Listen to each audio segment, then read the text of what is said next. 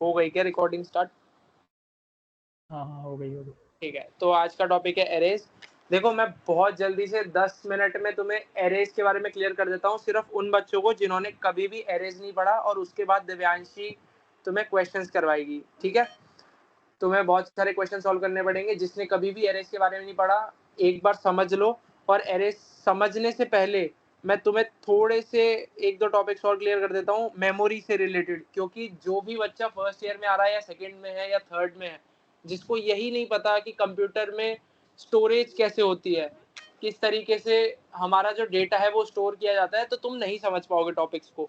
तो बहुत जल्दी से हम टॉपिक्स क्लियर करेंगे। डिस्कॉर्ड खोल लो भाई, डिस्कॉर्ड मैं भी आ जाता हूँ, जस्ट अ सेकेंड। डिस्कॉर्ड खोल लो। तुम सबको पता है कि कैसे करवाना है। डिस्कॉर्ड पे आ जाओ, सारे एक्टिव हो जाओ। एक बार 1 लिख दो फटाफट से, जो है डिस्कॉर्ड पे, तो एक थोड़ा सा पता चल जाएगा। डिस्कॉर्ड पे 1 लिख दो, जो है बस। ठीक है, बहुत है बहुत है। चलो एरे स्टार्ट करते हैं। सबसे पहले मेमोरी के बारे में समझते हैं। देखो यार, तुम सबको पता है कि तुम्हारे पास एक मॉनिटर होता है। ठीक है, मॉनिटर में तुम कुछ कुछ करते हो, यहाँ पे कोई प्रोग्राम लिखते हो और वेरिएबल को स्टोर करवाते हो। ठीक है, तो सबसे पहले तो एक डब्बा होता है, कैबिनेट कहते हैं इसको, सीपीयू नहीं। ठीक है, तो कोई भी अगर इसको सीपीयू बोलता है तो भाई मत बोलो, सॉफ्टवेयर इंजीनियर हो, बेइज्जती मत करवाना। इसको कैबिनेट कहते हैं। कैबिनेट के अंदर मदरबोर्ड होता है, मदरबोर्ड पे कुछ कंपोनेंट्स होते हैं। ठीक है, जैसे कि एक होता है सीपीयू, सेंट्रल प्रोसेसिंग यूनिट। ये किससे कनेक्टेड होता है? रैम से। ठीक है, रैम से। और एक होती है एसएसडी। ठीक है, और एसएसडी किससे कनेक्टेड होती है? रैम से।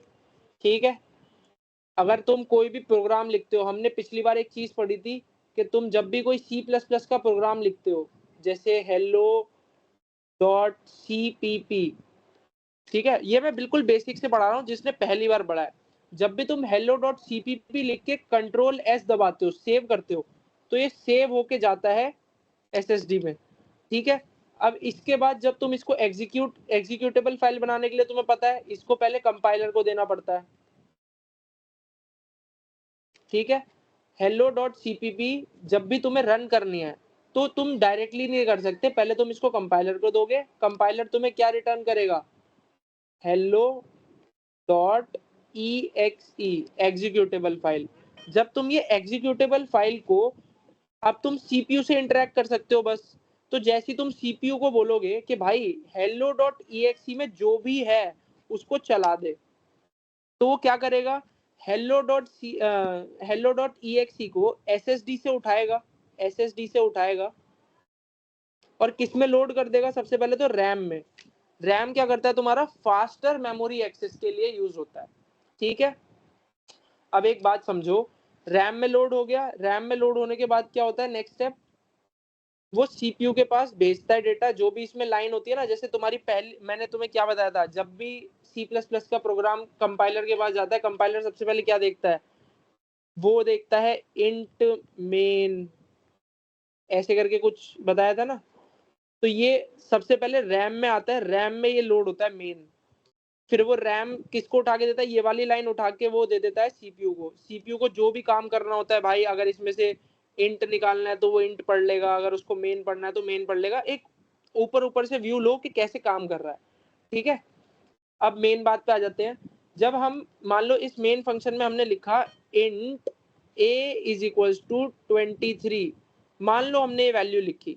ठीक है, तो अब ये मेमोरी में कैसे स्टोर होती है थोड़ा हम वो समझेंगे। ठीक है, अब अगले के जो 15 मिनट है तुम्हारे, वो बिल्कुल कान आंख नाक सब पूरा अपना दिमाग खोल के बैठना, क्योंकि अगर ये टॉपिक आज नहीं आया ना समझ में, तो पूरी बीटेक निकल जाएगी और नहीं कर पाओगे। एक चीज तुम्हें समझा रहा हूँ, जल्दी जल्दी समझना। जो एसएसडी होती है ना, एसएसडी, वो देखो ऐसे एक बड़ा सा ना एक प्लेटफॉर्म होता है जिसपे बहुत सारे ना रजिस्टर लगे होते हैं। अभी तुम्हें समझ में नहीं आएगा, बट मैं कोशिश करूंगा तुम्हें आ जाए। ऐसे करके ना रजिस्टर्स लगे होते हैं। ठीक है, ऐसे ऐसे करके, और ये बिल्कुल लाइन में लगे होते हैं, dot dot dot dot dot. ठीक है। और हर रजिस्टर का एक एड्रेस होता है। मान लो इसका एड्रेस मान लो 1 है, इसका 2 है, इसका 3 है, इसका 4 है, इसका 5 है, इसका 6 है, इसका 7 है, इसका 8 है। अभी के लिए इतना समझो, वैसे ऐसा होता नहीं है, बट ये समझो कि ये तुम्हारा एक मैप है और मैप में ये बहुत सारे घर हैं, ठीक है। और हर घर का एक एड्रेस होता है। तो पहले घर का एड्रेस 1 हो गया, दूसरे घर का एड्रेस 2 हो गया, तीसरे घर का एड्रेस 3 हो गया, ऐसे करके बहुत सारे घर हैं। अब इस घर में एक ही इंसान रह सकता है, एक टाइम पे एक ही इंसान रह सकता है।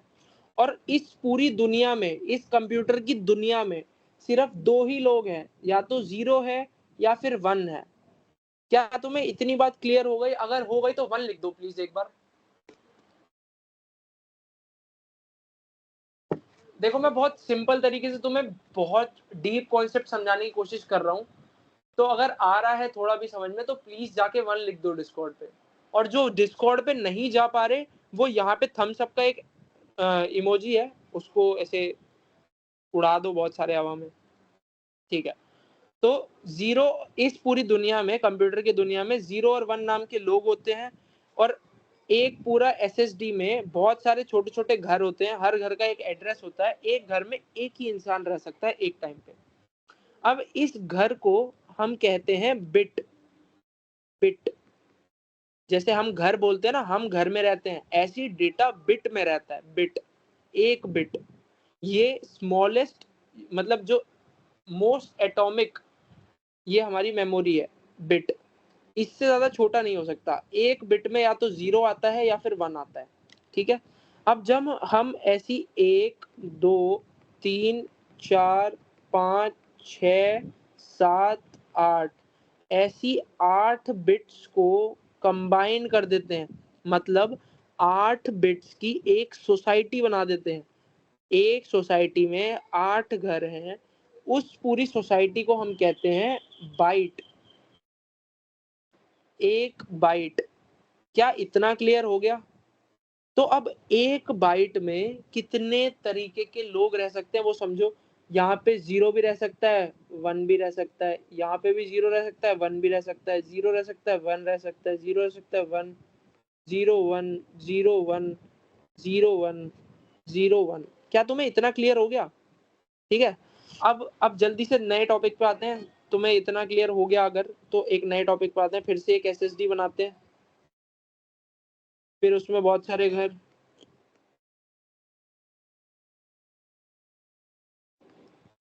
ऐसे ही लाइन से लगे होते हैं, ठीक है। अब चलो, ये तुम्हें बस कॉन्सेप्ट आ जाना चाहिए था, बट अब इस वाले पे आते हैं। जब भी तुम किसी प्रोग्राम में, पाइथन पे अगर तुम हो तो भी समझ जाओगे, सी प्लस प्लस के हो तो सी प्लस प्लस में इंट ए इक्वल टू 23 का भी हमने एग्जाम्पल लिया था। फिर ऐसे पाइथन में होता है, हमने ए इक्वल टू 23 सीधे लिख देते हैं, ठीक है। तो ये सेव कैसे होता है? मान लो ए इक्वल टू 23 है, बी इक्वल टू 48 है, ठीक है, सी इक्वल टू 32 है, ऐसे करके है, ठीक है। अभी के लिए हम सिंपल करने के लिए ये समझते हैं कि पाइथन में अगर हमने ये 3 लाइन लिखी है तो ये कैसे मेमोरी में स्टोर हो रही है। मान लो ए इधर स्टोर हो गया, बी इधर स्टोर हो गया, सी इधर स्टोर हो गया, ठीक है, समझ गए? ऐसे स्टोर हो जाती हैं वैल्यूज, जाके कहीं भी हो सकती हैं वो। हमें क्या करना होता है, बस हमें एक ही जगह पता होती है, ये वाला जहां भी ए इस्तेमाल होगा वो हम इधर पॉइंट कर देंगे, बी जहां भी इस्तेमाल होगा हम इधर पॉइंट कर देंगे, सी जहां भी होगा हम इधर पॉइंट कर देंगे, ठीक है। फिर इसके अंदर जो वैल्यू है वो हम यूज कर लेंगे। मान लो हमें इसके नीचे अगली लाइन होती है ए, मान लो हम डी को ले लेते हैं, D equals to A plus B. अगर हमें ये करना है ना, तो हम डी नाम का एक वेरिएबल बनाएंगे डी, और उसमें जो वैल्यू स्टोर करवाएंगे वो हम कहाँ कहाँ से उठाएंगे। ए के पास जाएंगे, ए से कहेंगे भाई 1 मिनट के लिए अपनी वैल्यू दे दे, तो ये क्या देगा हमें, 23 दे देगा। फिर हम बी के पास जाएंगे, बी से कहेंगे भाई अपनी वैल्यू दे दे, तो ये 48 दे देगा। और ये दोनों हम किसके पास दे देंगे? अभी हमने कहाँ से निकाला है, रैम से निकाला है ना, तो हम किसको दे देंगे, सीपीयू को। सीपीयू इसके साथ कुछ भी करे, हम इसको बोल देते हैं कि भाई इसको ऐड कर दियो, ऐड कर दियो, ठीक है। फिर सीपीयू क्या करेगा, जो भी रिजल्ट जो आएगा वो कहाँ पे स्टोर करवा देगा, डी के पास। क्या ये समझ में आ गया एक बेसिक स्ट्रक्चर कि कैसे स्टोर होता है, कैसे यूज होता है? थम्स अप कर दो या फिर 1 लिख दो, कुछ भी जो भी फीजेबल है।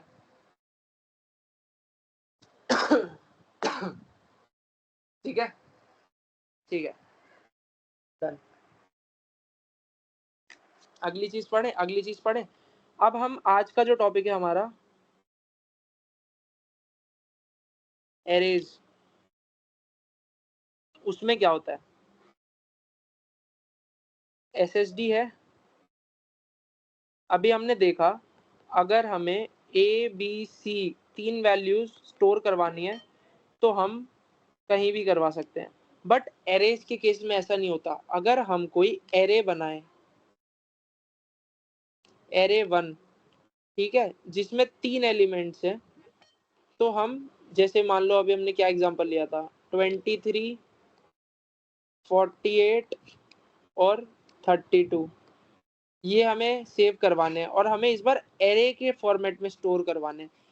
एरे क्या है? एक डेटा स्ट्रक्चर है जो क्या करता है, स्टोर करवाता है कोई भी डेटा टाइप। ठीक है। अब एक बात समझो, एरेज का जो क्लोजेस्ट रिप्रेजेंटेशन पाइथन में है वो है लिस्ट। बट तुमने एक चीज पढ़ी होगी, लिस्ट क्या करती है, list multiple type of data types को स्टोर करवा सकती है। बट सी प्लस प्लस में जो एरेज होता है ना, एरेज, वो सिर्फ एक ही टाइप के एलिमेंट को स्टोर करवा सकता है, एक ही टाइप के डेटा को स्टोर करवा सकता है। अगर हमने किसी एक एरे में 23 स्टोर करवा दिया तो अब हमें आगे के जितने भी सारे एलिमेंट्स हैं वो सारे इंटीजर रखने पड़ेंगे। ठीक है, इतना समझ में आ गया?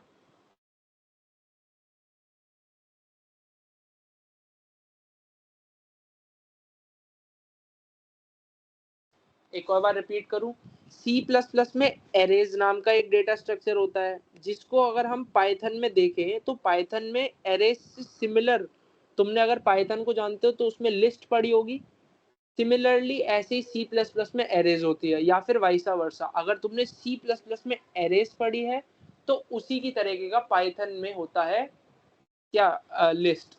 लिस्ट में बट क्या होता है, हम बहुत सारे तरीके के लाइक वैल्यूज को स्टोर करवा सकते हैं।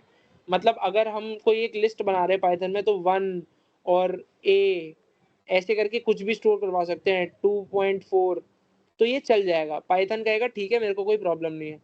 बट ये केस सी प्लस प्लस में नहीं होता। अगर हम सी प्लस प्लस में सबसे पहले तो एरेज कैसे बनाते हैं, जैसे मान लो ARR नाम की एक एरे है, उसमें कितने एलिमेंट्स होंगे वो हमें यहाँ पे डिफाइन करना पड़ता है। जैसे पाइथन में अगर हमें ARR नाम की लिस्ट बनानी है तो हम क्या करेंगे, सीधे ऐसे करेंगे और उसमें 1 2 3 ऐसे ऐड कर देंगे। बट सी प्लस प्लस में क्या होता है, हमें डिफाइन करना पड़ता है कितने नंबर ऑफ एलिमेंट होंगे हमारी लिस्ट में, मतलब एरे में। तो इस केस में हमारे 3 होंगे और इक्वल टू करली ब्रेसेस 1, 2, 3, ये हमारी हो गई एरे। अब लिस्ट में तो हम ऐसे भी कर सकते थे, ARR list equal to 1, A, 2.4, तो ये चल जाता। पाइथन में ये एक वैलिड सिंटैक्स है। बट सी प्लस प्लस में अगर हम ऐसे ही स्टोर करवाना चाहते हैं तो वो गलत हो जाता। तो सी प्लस प्लस में हम इसी तरीके से स्टोर करवा सकते हैं। अब नेक्स्ट चीज समझो, एरेज जो होती है ना, जैसे अभी हमने देखा था ए बी सी, अभी देखो हमने ए स्टोर करवाया वो कहीं जाके स्टोर हुआ, बी जो हमने स्टोर करवाया वो कहीं जाके स्टोर हुआ, सी जो हमने करवाया वो कहीं जाके स्टोर हुआ। बट जब हम एरेज में करवाते हैं ना तो एक एरे ना ऐसे डिफाइन हो जाती है, इन 3 मेमोरी को ना बाइंड कर दिया जाता है। कैसे? अगर मैं इसको इसको ऐसे करके, इस वाली लाइन को पढ़ो, इस वाली लाइन को पढ़ो, सारे इस वाली चीज को पढ़ो। ARR3 है ना, ARR3 का मतलब है कि 3 पोजीशंस को मेरे लिए लॉक कर दो। बस उसमें चाहे मैं एलिमेंट रखूं चाहे ना रखूं, उन 3 को मेरे लिए लॉक कर दो। ठीक है। और उसमें अब हम क्या करेंगे, इंडेक्स 0 पे, अब ये इसका इंडेक्स 0 हो गया, अब एक बात समझो, इसका कोई भी एड्रेस हो, मैं एड्रेस की बात नहीं कर रहा, एड्रेस इसका कुछ भी हो जो फर्स्ट वैल्यू को पॉइंट कर रहा होगा, बट अब इस वैल्यू का ना इस एरे के अंदर इंडेक्स 0 हो गया, इसका 1 हो गया, इसका 2 हो गया, समझे? और 0 पे क्या वैल्यू चली जाएगी? 1। और 2 कहाँ पे जाएगी? क्या यहाँ पे बैठ जाएगी क्या जाके? नहीं, 2 अब यहाँ पे नहीं बैठेगी। अगर वो इस एरे का पार्ट है तो 2 यहीं पे बैठेगा और 3 यहाँ पे। क्या इतना क्लियर है कि एरे कैसे स्टोर होती है, मेमोरी में एरे कैसे स्टोर होती है? क्या इतना क्लियर है? चलो नेक्स्ट जल्दी से आओ इस वाली चीज पे, इस वाले टॉपिक को समझो, इस वाले टॉपिक को समझो। जब भी हमें 0 या 1 स्टोर करवाना है तो वो कितनी जगह लेगा हमारी, कितनी जगह लेगा? जल्दी लिख दो भाई, टाइम वेस्ट मत करना, जल्दी लिख दो। 0 या 1 कितनी जगह लेगा मेमोरी में? हमारी एसएसडी में 0 या 1 को स्टोर करवाना है तो वो कितनी जगह लेगा? 1 बिट जगह लेगा, करेक्ट। अब समझो, एक इंटीजर, गाइस गाइस ध्यान से सुनना गाइस, एक इंटीजर कितनी जगह लेता है? कितनी जगह लेता है मेमोरी में? अगर मेरे को एक इंटीजर स्टोर करवाना है तो मेमोरी में कितनी जगह लेगा? क्या किसी को पता है? एक इंटीजर अगर मेरे को स्टोर करवाना है तो वो मेमोरी में कितनी जगह लेगा? 4 बिट, 4 बिट लिख रहे हो, 4 बिट लिख रहे हो, 4 बिट लिख रहे हो गाइस। एक इंटीजर 4 बाइट जगह लेता है। 4 बाइट का मतलब क्या है? 1 2 3 4 5 6 7 8 और ऐसे करके 9 10 11 12 13 14 15 16, इसी के आगे कंटिन्यू होगा बट मैं नीचे बना रहा हूँ, 17 18 19।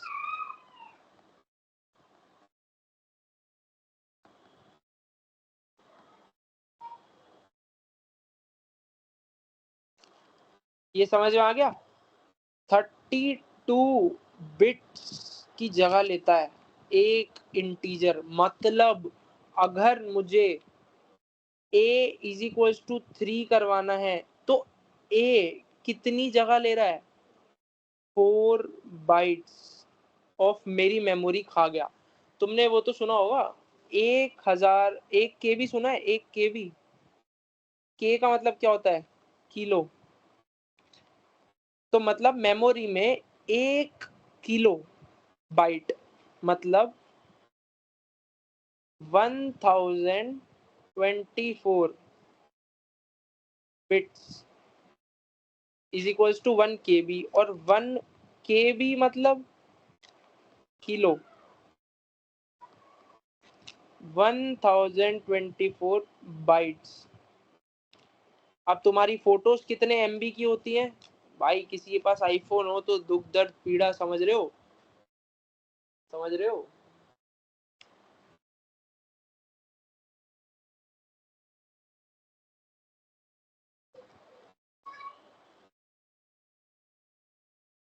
अब तुम्हें ये समझ में आ जाएगा कि अगर तुम्हारी फोटो 4 MB की है, 4 MB की, तो ये क्या है? मिलियन।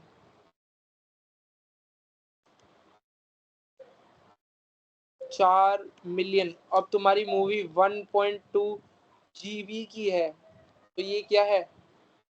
बताओ बताओ, चैट में लिखो।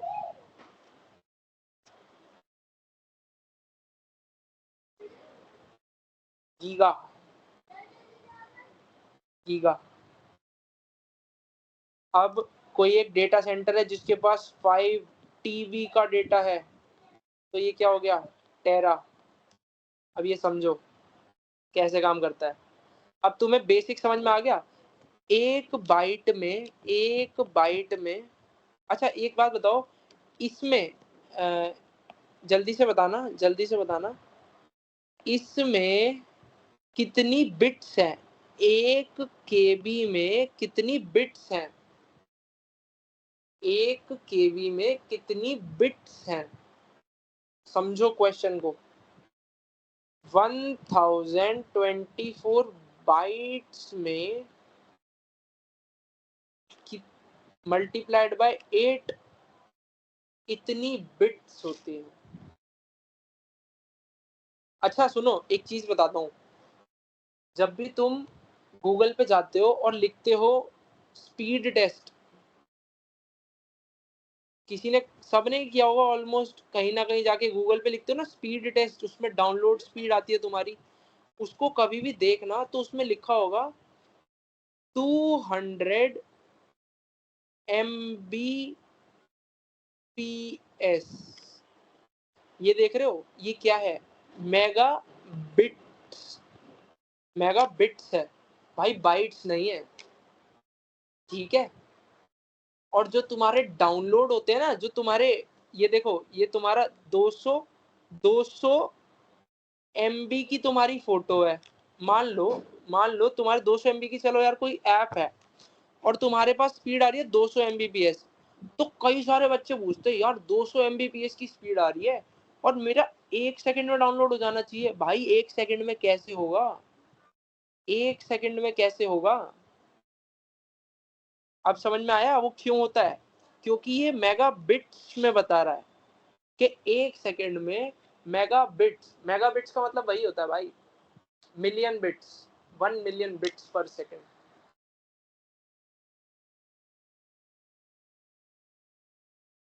अब तुम्हें इतना समझ में आ गया ना?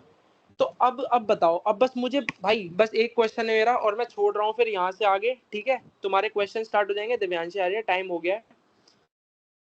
एक बात बता दो बस मुझे, इस एरे का साइज क्या है? ARR कितनी जगह लेगा मेमोरी में? बस मुझे इतना बता दो।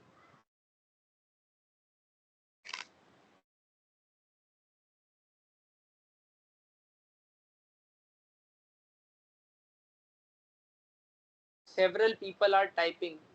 12 बाइट्स, 12 बाइट्स भाई, तुम्हें समझ में आ गया है? 96 बिट्स, एकदम करेक्ट। तो ये तुम्हारी मेमोरी है, उसमें ये पूरा 1 बाइट है। तो अब हम आ जाते हैं, अब तुम्हें समझ में आ गया। अब मैं तुम्हें 2-4 पॉइंट जैसे मैं हमेशा ही बताने की कोशिश करता हूँ, जो तुम्हारे इंटरव्यूज में काम आएगी। सबसे पहले तो कॉन्टिन्यूस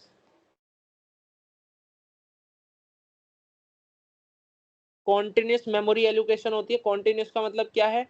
जो हमने यहाँ पे पढ़ा था, देखो कॉन्टिन्यूस हो रही है मतलब, अरे धोखा दे गए,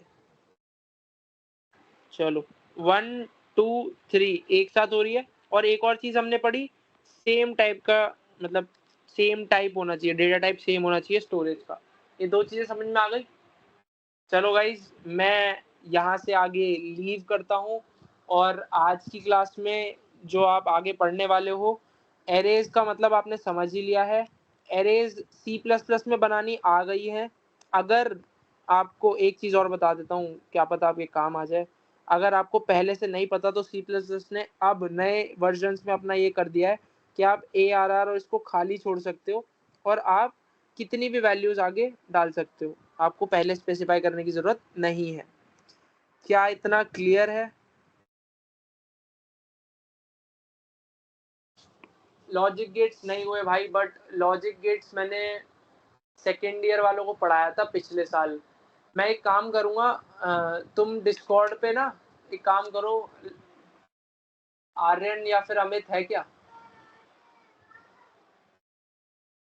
आर्यन या फिर अमित अगर हैं अभी मीटिंग में, तो वो करवा देंगे, तुम्हें डिस्कॉर्ड पे समझा देंगे एक बार कहाँ पे मेरी पिछली वाली वीडियोस है। आई गेस कोडिंग रिसोर्सेज में, नहीं नहीं, सेशन वीडियोस में। देखो डिस्कॉर्ड पे जाओगे ना, डिस्कॉर्ड पे तो स्टडी मटेरियल में सेशन वीडियोस है। सेशन वीडियोस में तुम्हें मेरी पहले की 3 वीडियोस मिल जाएंगी, उन 3 वीडियोस को कंप्लीट कर लेना। मैं तो यही कहूंगा कि तुम्हें मजे आ जाएंगे जिंदगी के, तुम समझ जाओगे हर एक चीज बेसिक से, ठीक है? 2-2 घंटे की शायद वीडियोस है, उन तीनों को खत्म कर लेना। एंड तुम्हारे सारे बेस क्लियर हो जाएंगे। और अब मैं यहाँ से विदा लेता हूँ। अब आप करने वाले हो एरेज के इजीएस्ट क्वेश्चन से लेकर हार्ड तक के क्वेश्चंस करोगे। और हाँ, अपना लैपटॉप रेडी रखना, तुम लीड कोड पे भी आज ही कोड करोगे, लीड कोड पे भी आज ही किया जाएगा, ठीक है। तो जो बच्चों को, जिन्होंने पहला सेशन लिया था, उनको याद होगा केलब ने लीड कोड खोला था बट एआई से कॉपी पेस्ट किया था। आज की डेट में हम एआई से कॉपी पेस्ट नहीं करेंगे, बट तुम खुद जाके लीड कोड पे क्वेश्चन सॉल्व करोगे, ठीक है। तो जल्दी से अब हम बुलाते हैं आज के ट्यूटर को, दिव्यांशी, जो कि एक सेकेंड ईयर स्टूडेंट है, और वो अब आगे से यहाँ से कंटिन्यू करेगी, ठीक है। Bye bye guys.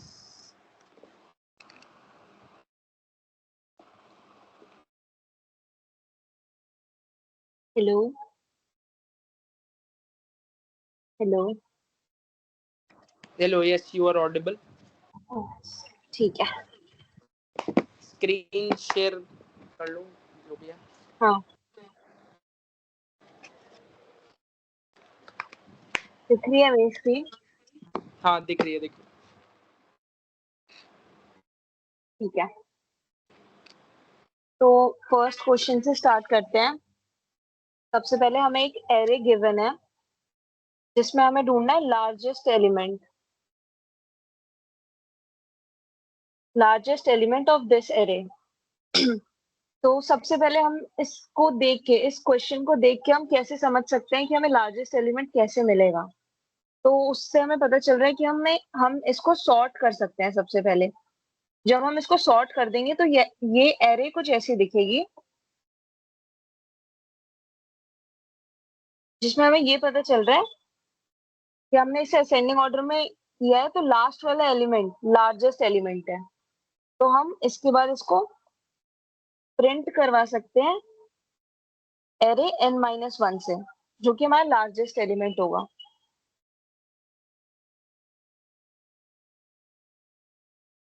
तो अब हम इसकी टाइम कॉम्प्लेक्सिटी देखें तो वो आएगी n log n, क्योंकि हम किसी चीज को भी सॉर्ट करते हैं, जब किसी भी एरे को सॉर्ट करते हैं तो उसकी टाइम कॉम्प्लेक्सिटी होती है n log n। और पर हमें n log n बहुत ज्यादा बड़ी टाइम कॉम्प्लेक्सिटी है, तो हमें इसको रिड्यूस करना होता है एक ऑप्टिमल सॉल्यूशन बनाने के लिए। ऑप्टिमल सॉल्यूशन वो होता है जिसकी कॉम्प्लेक्सिटी कम हो, अ, इतनी ज्यादा ना हो। n n में हम प्रेफर करते हैं कि n में आए उसकी टाइम कॉम्प्लेक्सिटी। तो हमें इसी क्वेश्चन को सॉल्व करने के लिए एक ऐसा सॉल्यूशन ढूंढना है जिसकी टाइम कॉम्प्लेक्सिटी कम हो। ये एरे गिवन थी, तो अब हम इसको कैसे सॉल्व कर सकते हैं? हम इसको ट्राइवर्स कर सकते हैं। ट्राइवर्स मतलब हर एक एलिमेंट को एक एक बार चेक करके।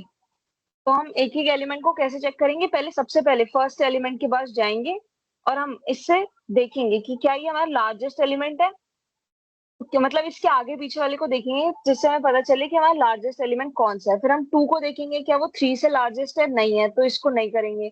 फिर 1 को चेक करेंगे, फिर 5 को चेक करेंगे, तो 5 लार्जेस्ट एलिमेंट है। उसके बाद 2 को चेक करेंगे, जो कि 2 भी नहीं है। तो इसके लिए हम कोड जो लिखेंगे वो ऐसे लिखेंगे, लार्जेस्ट को एरे 0 डिफाइन करके, 0 इंडेक्स से स्टार्ट करके, फिर हम क्या चेंज करेंगे? 3 पे जाएंगे। 3 फर्स्ट हमारा एलिमेंट है, 3 पे जाएंगे लार्जेस्ट एलिमेंट। उसके बाद 2 पे गए, 2 नहीं हुआ। 1 पे गए, 1 नहीं हुआ। उसके बाद इसको चेंज करके फिर 5 पे करेंगे, फिर 5 आ गया हमारे लार्जेस्ट एलिमेंट में। फिर 2 को चेक करेंगे, फिर 2 भी नहीं आया। फिर इसके लिए हम फॉर लूप चलाएंगे। फॉर i इक्वल 0, i को तब तक चलाना है जब तक वो n से छोटा हो, और i प्लस प्लस करना है। इफ a जो है वो लार्जेस्ट आ जाए, तो हमें लार्जेस्ट की वैल्यू को उसमें स्टोर करा देना है,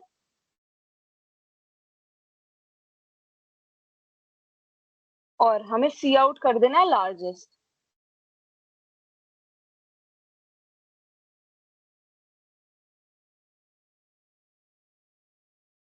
ठीक है, अब इसकी जो टाइम कॉम्प्लेक्सिटी होगी वो होगी n, क्योंकि हम एक बार बस इस लिस्ट को एक बार इस एरे को बस एक बार ट्रैवर्स कर रहे हैं, तो इसकी टाइम कॉम्प्लेक्सिटी हो गई n।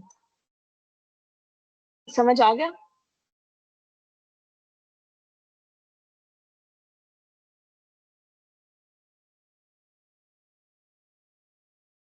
आ गया समझ?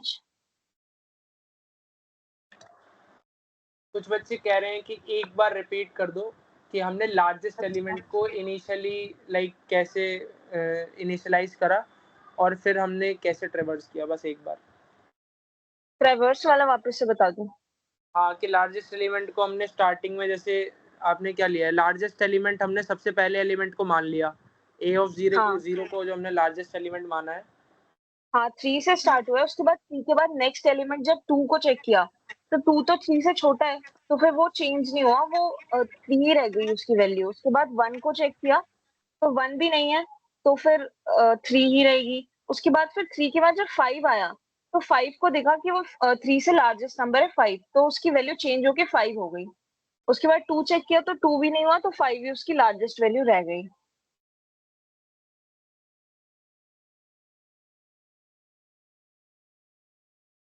आ गया? ठीक है। और गाइस एक चीज और बता दूं, ये हम लीड कोड पे सारे क्वेश्चंस नहीं सॉल्व करेंगे। हमारा जो कोर्स है वो है DSA का। DSA मतलब एल्गोरिदम्स बनाना सीखना है, सूडो कोड करना सीखना है।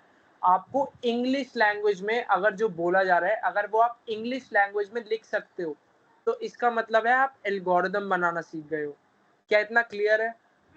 अगर आप इंग्लिश लैंग्वेज में ये समझ गए कि हमने एक लार्जेस्ट वैल्यू को इनिशियलाइज कर दिया, फिर एक एक करके उस लार्जेस्ट वैल्यू से चेक किया, अगर आप इंग्लिश में ये बात बोल पा रहे हो तो फिर मतलब आपने एल्गोरिदम बना दिया। तो जो कंपनीज में जब आप इंटरव्यू देने जाते हो, गूगल माइक्रोसॉफ्ट के देखा करो यार, सब ऑनलाइन अवेलेबल है। जब आप देखने जाते हो तो वो बस यही जानना चाहते हैं कि आपको लॉजिक आता है या नहीं आता, आपको एल्गोरिदम आता है या नहीं आता। कोडिंग तो अलग पार्ट है, अगर आप कोड वहां पे गलत भी लिख देते हो ना तो चल जाता है, कोई दिक्कत नहीं है। इसीलिए हम आज कोडिंग पे थोड़ा सा कम फोकस करेंगे और आपकी प्रैक्टिस हम करवाना चाहते हैं कि आप सूडो कोड ज्यादा सीखो। इसको हम सूडो कोड कहते हैं। सूडो कोड मतलब एल्गोरिदम का कोडिंग में इंटरप्रिटेशन, मतलब वो कोड में कैसा दिखेगा। हम अब ये नहीं कर रहे यहाँ पे हैशटैग इंक्लूड आईओ स्ट्रीम ऐसे सब नहीं लिख रहे हम, बस हमें मेन लॉजिक समझ में आ गया कि हमने एक फॉर लूप चलाएंगे और उससे कुछ कुछ हो जाएगा हमारा, हम कैसे उसको यूज कर रहे हैं। ठीक है, तो अभी उस पर फोकस करो, ये मत कहना कि कोड नहीं चल रहा है या कुछ नहीं चल रहा। अभी हम कोडिंग नहीं कर रहे, हम प्रोग्रामिंग कर रहे हैं। ठीक है, करूँ सर? तो सेकंड क्वेश्चन करते हैं। तो हमें इसमें भी एक एरे गिवन है और हमें बताना है check if the array is sorted. Sorted मतलब in a non descending order, मतलब छोटे से बड़े सारे एलिमेंट्स जा रहे हो और सॉर्टेड हो एरे। तो हम इसमें क्या कर सकते हैं, जैसे हमने पहले वाले क्वेश्चन में करी थी ट्रैवर्सिंग, तो इसमें भी हम ट्रैवर्स कर सकते हैं और हर एक एलिमेंट को चेक कर सकते हैं एक एक बार जाके कि क्या वो एलिमेंट जो है वो उस जो एक एलिमेंट है वो अपने पीछे वाले एलिमेंट की इक्वल या उससे छोटा है। ये हमें चेक करना है इस वाले कोड में। तो इसके लिए हम कोड लिखेंगे, फॉर लूप से स्टार्ट करेंगे। फॉर i इक्वल्स 1, i को तब तक चलाना है जब तक वो n से छोटा होए और i प्लस प्लस करना है। if एरे एरे जो है बड़ी हो या फिर इक्वल हो i-1 के, मतलब वही कि हम जब एरे को चलाएंगे तो हमें ये देखना है कि वो जो एलिमेंट है उसके पीछे वाला एलिमेंट उस एलिमेंट के इक्वल होना चाहिए या फिर उससे छोटा होना चाहिए। अगर ऐसा नहीं है तो हमें रिटर्न करवाना है फॉल्स, और अगर ऐसा है तो हमें रिटर्न करवाना है ट्रू।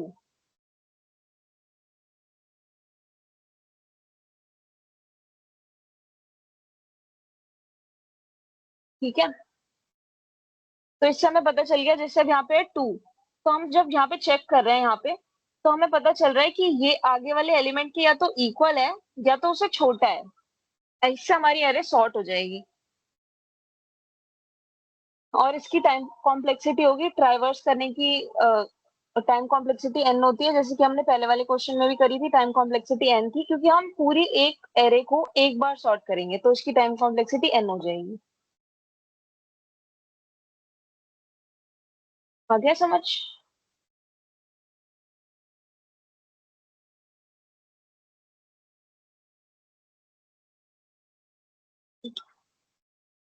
Third question.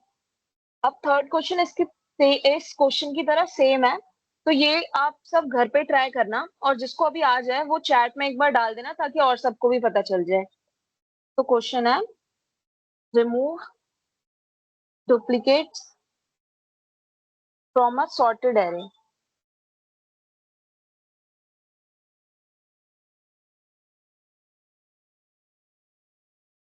और एरे हमें गिवन है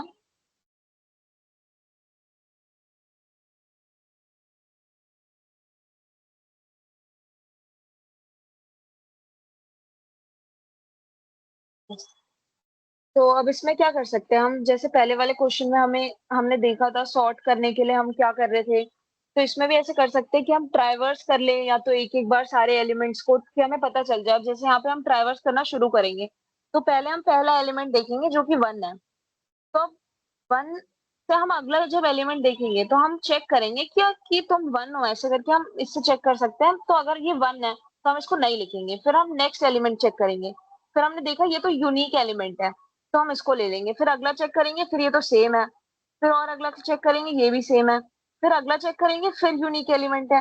तो ऐसे यूनिक एलिमेंट्स का एक अलग सेट बन जाएगा। तो फिर ये आप सब ट्राई करना, और जिसको आंसर मिल जाए वो चैट में लिख देना।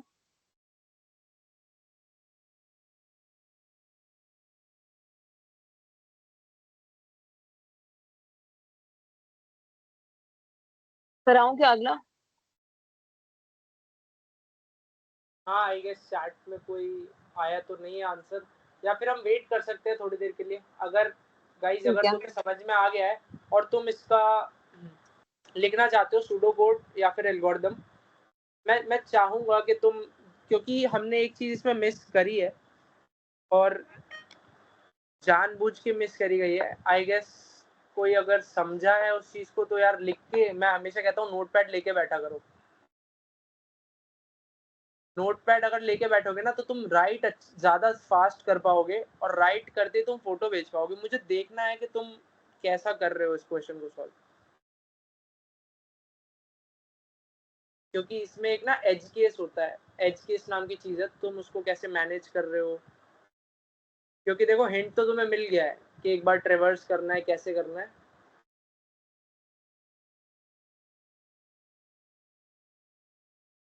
आई गेस हम 5 मिनट रुक सकते हैं एग्जैक्टली 25 पे हम नेक्स्ट क्वेश्चन की तरफ बढ़ेंगे आगे, ये वाले क्वेश्चन को करने का। क्योंकि जो लोग जेन्युइनली सीखना चाहते हैं सूडो कोड एल्गोरिदम्स, जो प्रैक्टिस करना चाहते हैं गाइस, इसको एक इंटरव्यू की तरह समझो।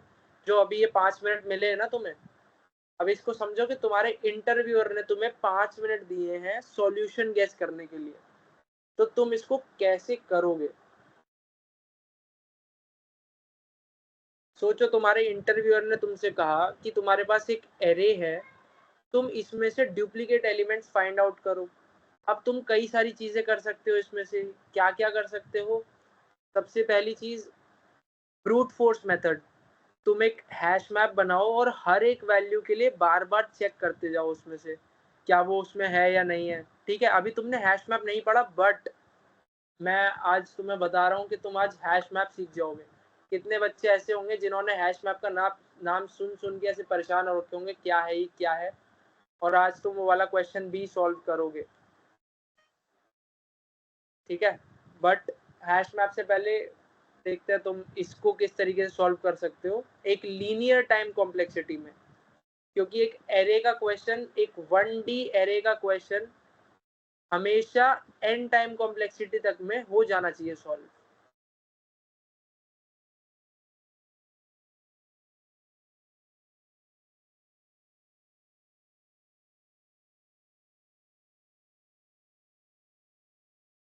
गाइस अगर कोई लिख रहा है तो प्लीज यार या तो 1 लिख दो या फिर थम्स अप कर दो, सो दैट सबका टाइम वेस्ट ना हो और हम अगर कोई नहीं, अच्छा एक जना भी अगर कर रहा है, हाँ you can solve this in Python. और हाँ ये एक अच्छा चीज है, क्योंकि कई लोग मेरे से पूछ रहे हैं कि यार हमें पाइथन आती है, हम पाइथन में ज्यादा कंफर्टेबल हैं। तो एक काम करो, जो तुम सूडो कोड लिखते हो, क्योंकि मैंने तुम्हें फॉर लूप चलाना सिखा दिया है, सब कुछ ये कर ही दिया है, ठीक है। तो फिर एक काम करो, सूडो कोड जो है हो रहा है हमारा, वो तुम C++ में सीख लो, सो दैट तुम एक नई लैंग्वेज सीखोगे, और आज जो हम प्रोग्रामिंग करेंगे वो हम पाइथन में कर देंगे, ठीक है। How to delete element in the array. सुनो, डिलीट मत करो तुम, बस उसको प्रिंट करवा दो। एक काम करो, अगर तुम्हें डिलीट करने में प्रॉब्लम हो रही है या रिमूव करने में प्रॉब्लम हो रही है, तो तुम उसको प्रिंट करवा दो। पाइथन में हम आज क्वेश्चन, चलो एक काम करते हैं, जो हम क्वेश्चन सॉल्व करेंगे वो पाइथन में करेंगे, सो दैट हो जाए। अरे बहुत इजी है डिलीट करने का। पहली बात तो जो लोग ये सोच रहे हैं कि इसको डिलीट करवाना है, वो डिलीट मत करवाओ, बल्कि इस एलिमेंट को, जो ये यूनिक एलिमेंट्स आ रहे हैं, उसको दूसरी लिस्ट में स्टोर करवा दो। एक नई लिस्ट बना लो ना, खाली लिस्ट, उसमें स्टोर करवा दो। दिमाग लगाओ भाई। कैन वी यूज सेट इन, नहीं नहीं, सेट यूज कर सकते हो, बट ट्राई करो कि इस वाले मेथड से करो।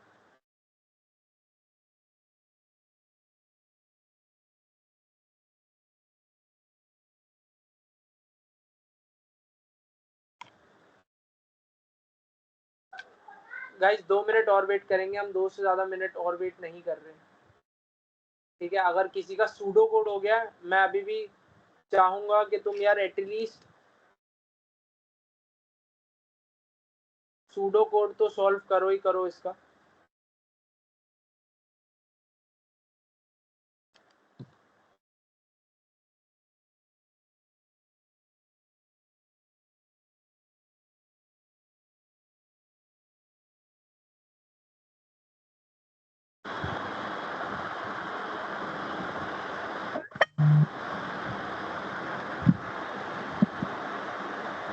Oh, I guess.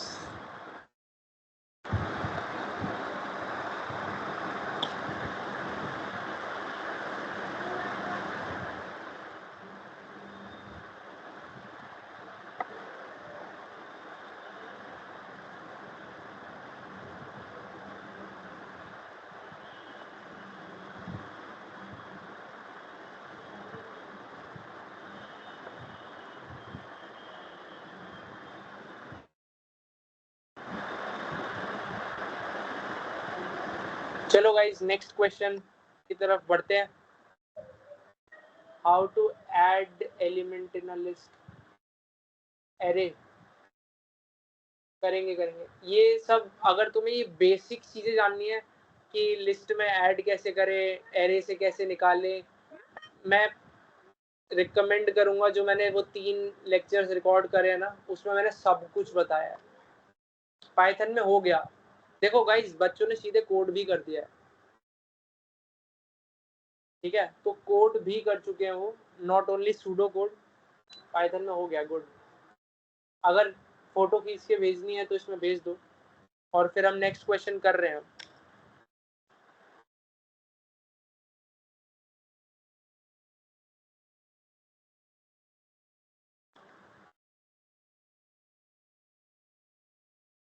मेरी स्क्रीन नहीं दिख रही? नहीं नहीं, स्क्रीन शेयर करनी है। अच्छा,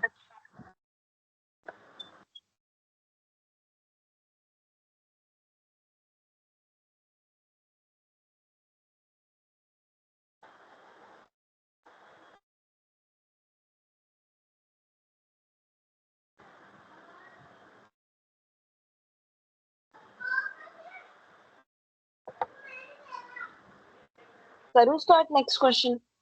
हाँ ठीक है, तो नेक्स्ट क्वेश्चन है टू सम प्रॉब्लम। तो टू सम प्रॉब्लम वो होती है कि आपको एक एरे दी जाएगी, में 2 नंबर ऐसे होंगे जो हमें एक टारगेट वैल्यू दी गई होगी, कोई टारगेट वैल्यू दी गई होगी जो इन दोनों को प्लस करके ये टारगेट वैल्यू बन रही होगी। वो होता है टू सम प्रॉब्लम। अभी इसकी एक एरे दी हुई है,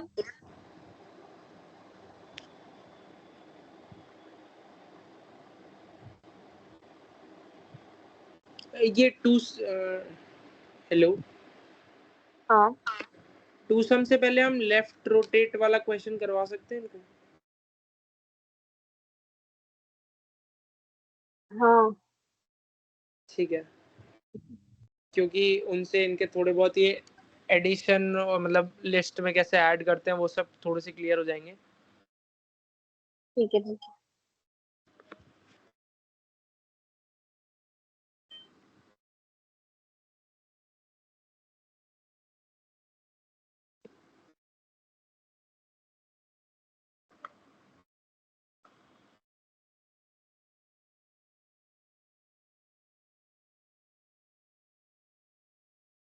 ठीक है, तो left rotate an array by one place.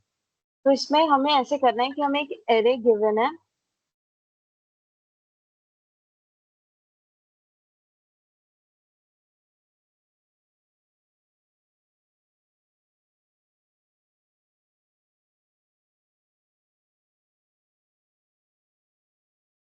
अब इसको लेफ्ट रोटेट मतलब ये है कि ये जो फर्स्ट एलिमेंट है इसको हम लास्ट में भेज दें तो हमारी एरे कुछ ऐसी दिखेगी।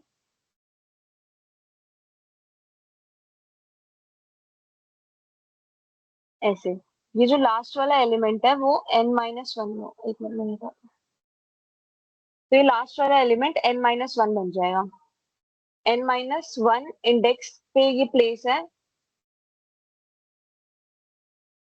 अब इसको हम कैसे कर सकते हैं कि हमें हर एक एलिमेंट को एक एक स्टेप पीछे करना है इसको करने के लिए, ताकि ये फर्स्ट वाला एलिमेंट n-1 प्लेस पे चले जाए। तो इसके लिए हम ऐसे कर सकते हैं कि हम जो एरे 0 इंडेक्स पे है उसको हम रिप्लेस कर दें एरे जो है फर्स्ट इंडेक्स पे। ऐसे ही सब में फर्स्ट इंडेक्स पे है जो उसको सेकंड इंडेक्स पे कर दें, ऐसे ऐसे करें तो हर एक एलिमेंट पीछे हो जाएगा और लास्ट वाले एलिमेंट फर्स्ट में चला जाएगा। तो इसके लिए हमें ऐसे करना है, कोड ऐसे लिखना है। पहले हमें एक इंटीजर डेटा टाइप का एक टेम्प वेरिएबल बना लेना है, टेम्परेरी वेरिएबल, जो कि एरे ऑफ 0 इंडेक्स को स्टोर करेगा, जो कि इस 1 को स्टोर करेगा टेम्परेरी टेम्परेरी में अभी। फिर कोड लिखेंगे फॉर i इक्वल्स 1, क्योंकि हम 1 फर्स्ट इंडेक्स से स्टार्ट कर रहे हैं इसके, और हमें कोड तब तक रन करना है जब तक i n से छोटा है और i प्लस प्लस। फिर array i-1 is equals to array i। तो ये यही है कि हमें एक एक को जब हमें ये करना है, जैसे 0 को 1 की प्लेस पे कर देना है, 1 को 2 की प्लेस पे, तो इसके लिए हमने ये लिखा है i-1 को i की प्लेस पे कर दो। फिर एरे, अब जो n-1 है, n-1 पे जो हमारा फर्स्ट वेरिएबल डालना था जो कि हमने यहाँ पे टेम्प वेरिएबल में स्टोर कराया था, अब इसको हम टेम्प से निकाल के n-1 में स्टोर करा देंगे। बस ऐसे होएगा इसका कोड, और इसकी टाइम कॉम्प्लेक्सिटी होएगी n, क्योंकि हमने इस पूरी लिस्ट को एक बार ट्रैवर्स करा है। पूरी लिस्ट को एक बार पहले इधर कर दिया और फिर इसको इधर, तो एक बार ट्रैवर्स हुआ है इसीलिए इसकी टाइम कॉम्प्लेक्सिटी n होगी। आगे समझ? नहीं, एक बार रिपीट करना है, अच्छा ठीक है। थोड़ा आराम से एक बार रिपीट कर देते हैं और फिर अच्छा ठीक है, पहले ये एक लिस्ट, ये एरे दे रखी है हमें, ठीक है। उस अब हमें left rotate an array by one place लिखा है, तो इसका मतलब ये है कि हमें फर्स्ट वैल्यू को लास्ट में कर देना है, जिससे हमारी एरे जो है वो कुछ ऐसी दिखेगी। तो फिर अब इसको करने के लिए हमें क्या करना पड़ेगा कि हमें हर एक एलिमेंट को एक प्लेस आगे कर देना होगा। जो फर्स्ट इंडेक्स पे है उसको 0 इंडेक्स पे करना है, जो सेकंड इंडेक्स पे है उसको फर्स्ट इंडेक्स पे करना है, ऐसे कर देना है। तो इसके लिए जब हम कोड लिखेंगे तो हमें सबसे पहले फर्स्ट वैल्यू को कहीं पे स्टोर करना पड़ेगा, ये जो 1 है इसको कहीं पे स्टोर करना पड़ेगा, तभी हम सारी वैल्यूज को एक एक शिफ्ट आगे कर पाएंगे। तो फिर उसके लिए हमने एक इंटीजर डेटा टाइप का एक टेम्प वेरिएबल बनाया, जिसमें हमने एरे का फर्स्ट इंडेक्स 0 इंडेक्स को स्टोर करवाया है। फिर हमने फॉर लूप को स्टार्ट किया है i इक्वल्स 1 से, क्योंकि 0 तो हमारा टेम्परेरी वेरिएबल में स्टोर है, तो हमने i को 1 से स्टार्ट कराया और i को तब तक चलाया जब तक वो n से छोटा है, नंबर ऑफ एलिमेंट्स जो हमारे एरे में है उससे छोटा है, और i प्लस प्लस कर दिया है। अब एरे i माइनस वन, ये जैसे ये i है तो ये i माइनस वन होगा, तो अब हमें इसको इसकी जगह पे लाना है, तो फिर इसके लिए हमने i माइनस वन को i के इक्वल रख दिया है। उसके बाद सारे एलिमेंट्स अब एक एक जगह पे आ गए। अब जो लास्ट में हमें वन करना है, उस वन के लिए हमने वन को टेम्परेरी में स्टोर कराया था, तो अब n माइनस वन को हम टेम्परेरी से हटा के उस लिस्ट में डाल देंगे वापस लास्ट में। आ गया क्या?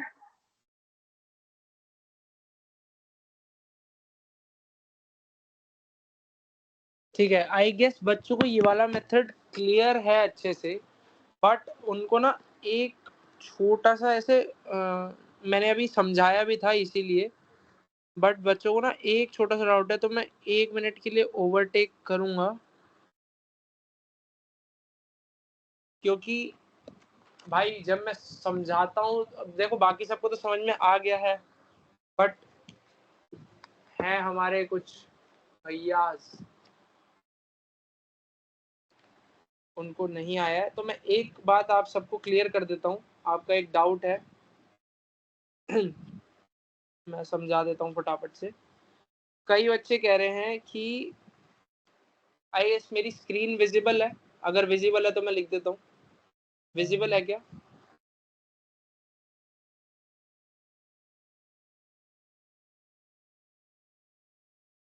विजिबल है ना मेरी स्क्रीन?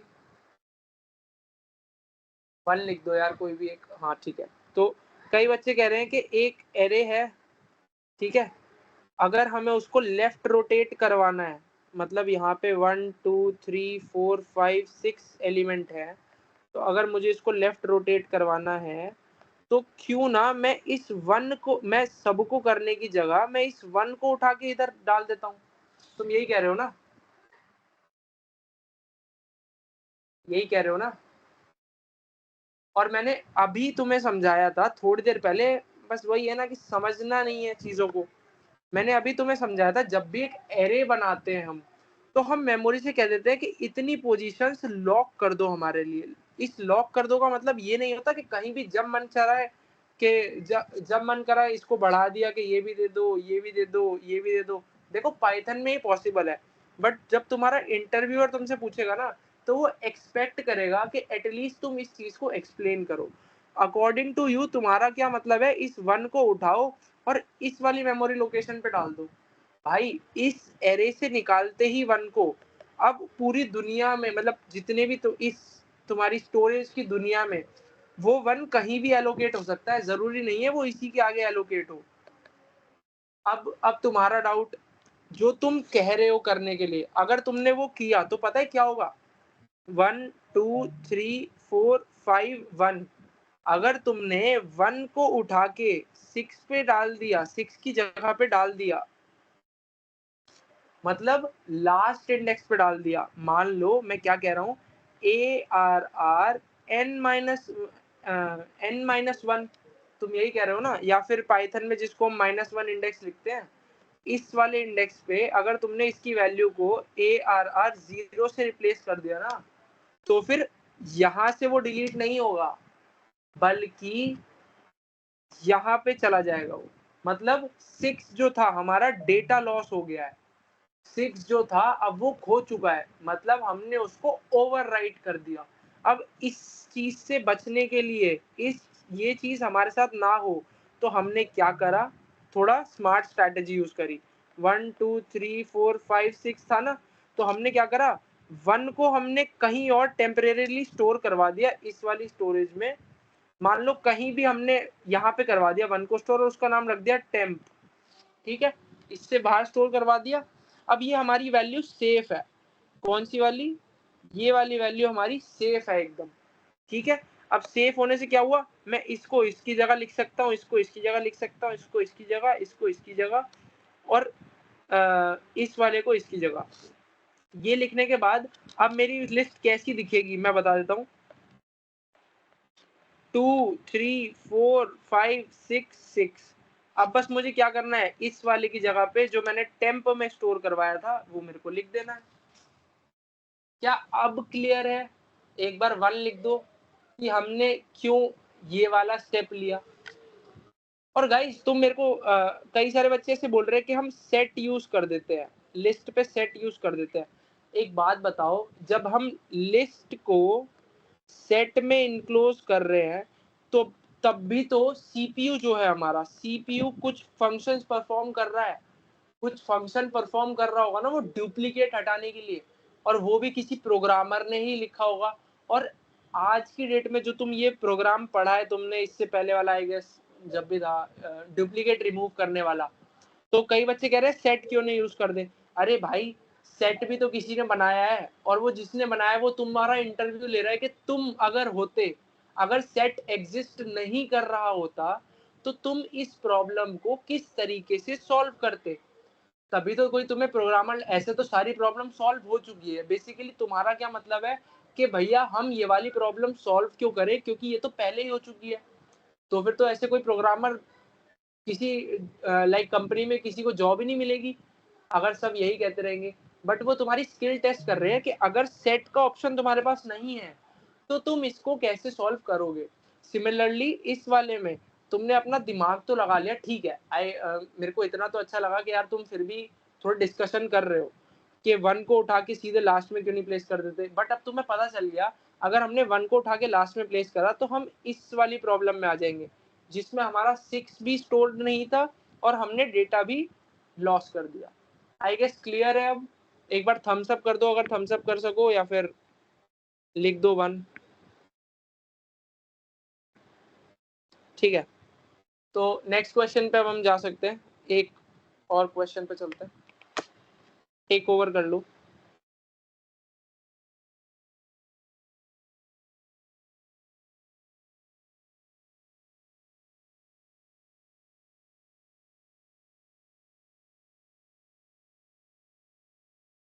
दिख रही है मेरी स्क्रीन? हाँ, इट इज विजिबल। ठीक है, तो ये जैसा पहले वाला क्वेश्चन, अभी ये वाला क्वेश्चन किया था उसके जैसा क्वेश्चन है ये, सेम। अगर किसी को ट्राई करना है तो वो कर सकता है। तो इसका थोड़ा सा हिंट है ये, कि इसमें हम दो वेरिएबल्स ले सकते हैं, आई और जे। पहले हम आई को यहाँ 1 पे रखेंगे, आई, और जे को लास्ट में रखेंगे। फिर हम एक एक करके ट्राइवर्स करेंगे। पहले हम आई से स्टार्ट करेंगे, और हमें जीरो वाली वैल्यूज को लास्ट में डालना है, सारी जीरो वैल्यूज को लास्ट में करना है। तो फिर हम पहला देखेंगे, पहला वेरिएबल कि वो जीरो है। अगर जीरो नहीं है तो ठीक है, हमें कुछ भी चेंज नहीं करना है। अगर यहाँ पे जीरो है, जैसे हमने आई यहाँ जीरो पे रखा, तो हमें इसको स्वैप कर देना है लास्ट वाली डिजिट से, और फिर लास्ट में जीरो आ जाएगा और ये 1 यहाँ पे आ जाएगा। फिर हमें जे चेंज करना है, जे को इधर लाना है, फिर 5 पे लाना है हमें जे को। फिर हम नेक्स्ट वैल्यू आई से चेक करेंगे। जब तक तो सही चल रहा है, जब तक आई की वैल्यूज हैं। जब जीरो आ गया, फिर हम स्वैप कर देंगे आई को 5 से, फिर 5 यहाँ आ जाएगा और जीरो वहां चला जाएगा। तो इसके लिए थोड़ा सा कोड स्वैप का ऐसे लिख सकते हैं हम।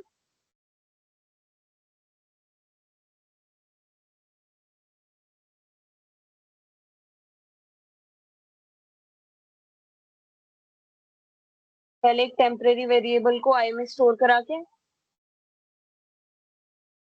उसके बाद एरे को, एरे आई को,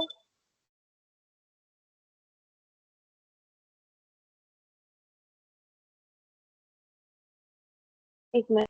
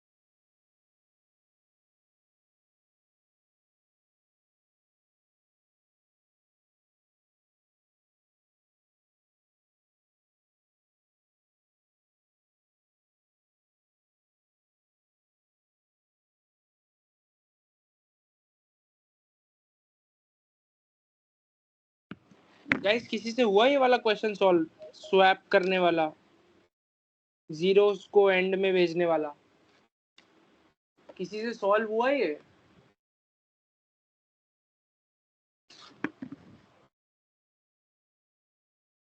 डूइंग क्योंकि देखो हिंट था और ऑब्वियसली ये मेरे पास जो लिस्ट आई है उसके हिसाब से ये तुम्हारा होमवर्क क्वेश्चन है। Homework in the sense like तुम्हें ट्राई करना था और एकदम सही टाइम पे नेटवर्क प्रॉब्लम हुई है, तो फिर हम कह सकते हैं कि चल जाएगा ये। लाइक तुम्हारे पास 5 मिनट का टाइम आ गया है। 1 मिनट किसी ने तो भेजा है। अच्छा डुप्लीकेट हटाने वाला कर दिया है सॉल्व, गुड यार, गुड। अरे इसका कोड तो दिखाओ यार, डुप्लीकेट फ्री एरे का कोड तो दिखाओ। अच्छा सेट बना दिया, अरे यार सेट बना के किया।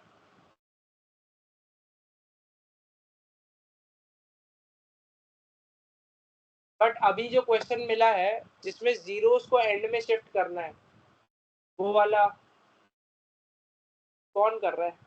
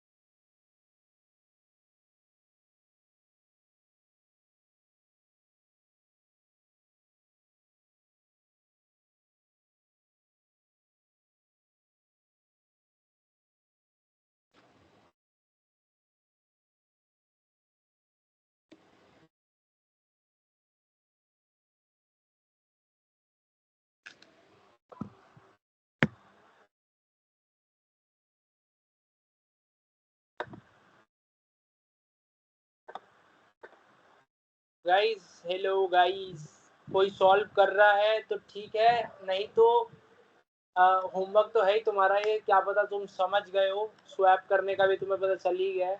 बाकी एक और बार रिवाइज हो जाएगा, डोंट वरी। और तब तक बाकी सारे लीड कोड खोल लो भाई, अपनी दूसरी वाली स्क्रीन पे लीड कोड खोल लो। अब हम लीड कोड भी ट्राई करेंगे, ठीक है? ओह आई गेस दिव्यांशी वापस आ गया। तो कंटिन्यू एक बार ये स्वैप वाला जो है ये दोबारा से समझा दो और फिर इनको करने के लिए दे दो, अगर ये सॉल्व कर पाए तो एक और बार ठीक है रिवाइज करवा देना पूरा। ठीक है। तो हमें इस वाले क्वेश्चन में सारे जीरोस को एंड में करना था। तो हमने सबसे पहले दो वेरिएबल्स लिए हैं, आई और जे। तो हमने आई को स्टार्टिंग में रखा है और जे को लास्ट में। तो आई से स्टार्ट करेंगे, तो वो पहले स्टार्ट चेक करेगा कि फर्स्ट वैल्यू जीरो है या नहीं, नहीं है तो कोई बात नहीं, वो वहीं पे रहेगा और जे भी वहीं पे रहेगा। फिर हम नेक्स्ट वैल्यू पे आई रखेंगे, फिर हम देखेंगे कि वो जीरो है, तो हमें पता चलेगा कि ये वाली वैल्यू जीरो है, सेकंड वाली। फिर हम उसको स्वैप करवा देंगे लास्ट वाले से। फिर अब लास्ट वाला जीरो हो गया है और सेकंड वाला वन हो गया है। उसके बाद फिर हम जे को एक शिफ्ट करेंगे लेफ्ट साइड। उसके बाद फिर हम देखेंगे कि लास्ट वाला, अगर लास्ट वाला भी जीरो होता है, यहाँ पे 5 की जगह भी जीरो होता है, तो हम जे को एक और शिफ्ट करा देते। तो फिर जब तक यहाँ पे नंबर्स चल रहे हैं तब तक तो ठीक है। फिर यहाँ पे वापस जीरो आया, फिर हम इसको वापस स्वैप करा देंगे 5 के साथ। और इसका कोड थोड़ा सा रह गया था बस, मतलब ये इसकी हिंट है वैसे तो।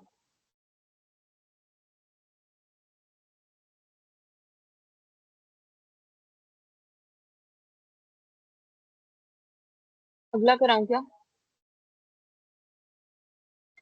अब तो हमारे शायद लीड कोड वाले क्वेश्चन है, तो एक बार समझा देते हैं और फिर लीड कोड पे आ जाते हैं। नेक्स्ट वाला करवा देना चाहिए क्योंकि बच्चों ने इसके आंसर्स भेज दिए हैं। ठीक है, तो फिर टू सम प्रॉब्लम से शुरू करते हैं।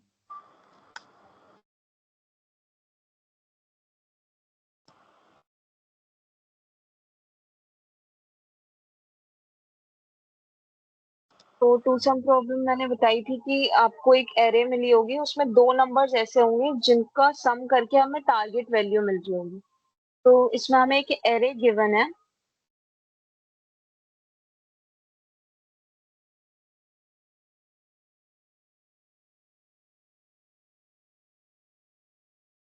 अब और हमें टारगेट वैल्यू दे रखी है अपनी 14। तो अब हमें इस एरे में से चेक करना है कि ऐसे कौन से दो नंबर है जिन्हें ऐड करके 14 मिल रहा है हमें।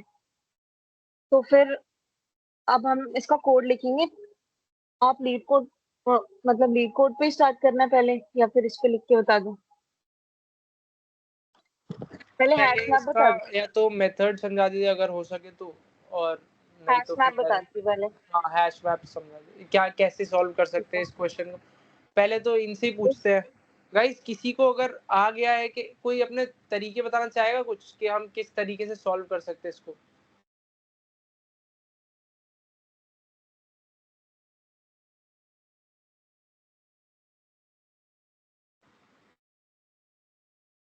इसको प्रॉब्लम सॉल्विंग की तरह ही लो और फिर ट्राई करो।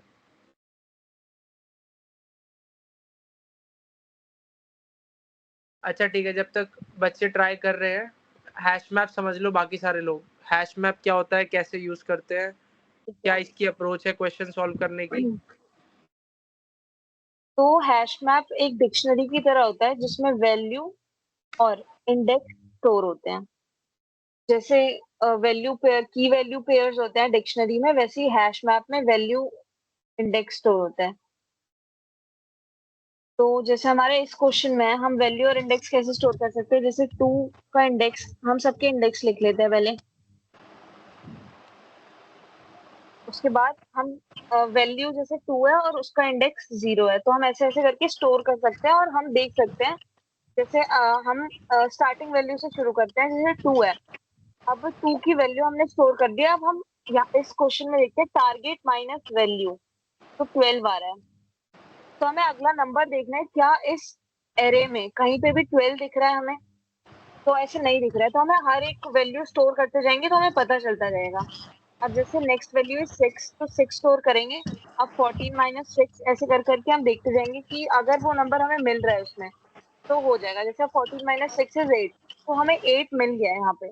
तो हम अगर हम पूरा इसको करेंगे, अगर हम इसको पूरा करेंगे, जैसे 5 2 8 3, अब हमें मिल गया है, इन दोनों के इंडेक्स मिल गए हैं 1 और 3। तो हम जो हमारा आंसर होना चाहिए वो 1, 3 इंडेक्स वैल्यू प्रिंट हो जाएगी जिस भी नंबर से 14 मिल रहा होगा हमें। तो ऐसे हम हैश मैप से इस प्रॉब्लम को सॉल्व कर सकते हैं।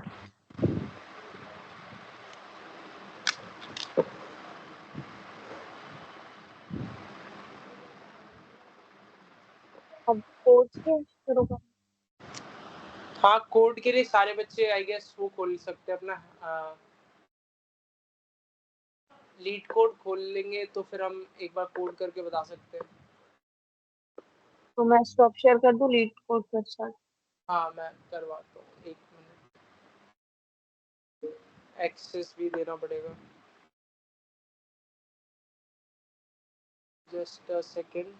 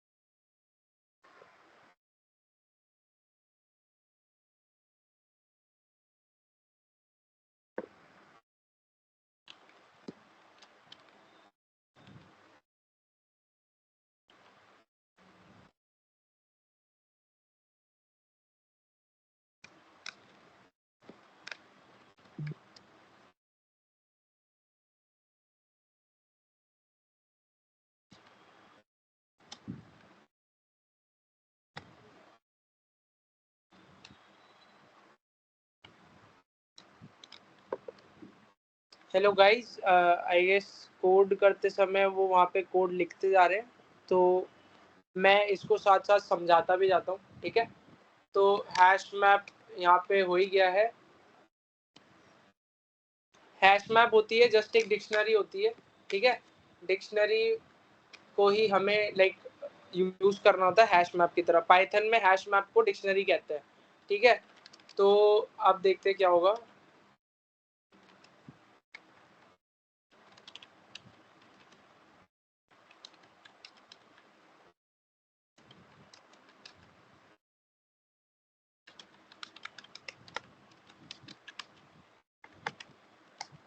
ओके, तो अब इस लाइन में हमें दिख रहा होगा कि हम एक फॉर लूप रन कर रहे हैं, ठीक है। फॉर लूप हमें क्या ओके, एन्यूमरेट की आई गेस स्पेलिंग मिस्टेक होगी, बट ओके एन्यूमरेट करेंगे, ठीक है।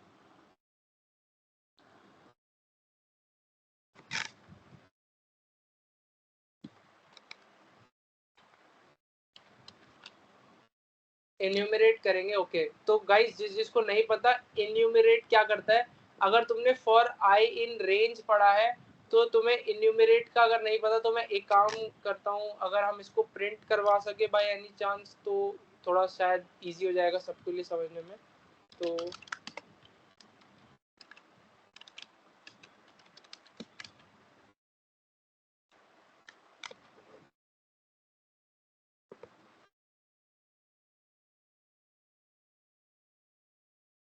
Network, okay. तो क्या हमारा आउटपुट आ रहा है वो हम देख। ओके गाइस, जैसा कि आप सब देख सकते हो, हमें इंडेक्स के साथ वैल्यूज मिल रही हैं। हमारा इनपुट क्या था, इनपुट हमारा ये था। तो 2 किस इंडेक्स पे है, 0th इंडेक्स पे है। 7 किस इंडेक्स पे है, 1st इंडेक्स पे है। 11 किस इंडेक्स पे है, 3rd इंडेक्स पे है। अब हम नीचे जाके अगर देखें तो हाँ एग्जैक्टली ये आ गया 0 मतलब 2 का इंडेक्स, 1 7 का इंडेक्स, 2 11 का इंडेक्स, ठीक है। ये आई गेस सबको क्लियर है, ठीक है। तो ये पता चल गया ये क्या कर रहा है। अब हमें क्या करना है, डिफरेंस कैलकुलेट करना है। डिफरेंस कैलकुलेट करना है किसके बीच में, टारगेट और जो आई की वैल्यू चल रही है, ठीक है। फिर हम क्या चेक करेंगे, इफ डिफरेंस इज इन इसमें हैश मैप, देन हम क्या करेंगे, रिटर्न। गाइस साथ साथ कोड लिख रहे हो ना, तो हमें रिटर्न करवा देनी है वैल्यू। किसकी वैल्यू रिटर्न करवानी है, सबसे हमें एक लिस्ट रिटर्न करवानी है जिसमें 2 वैल्यूज होंगी, हैश मैप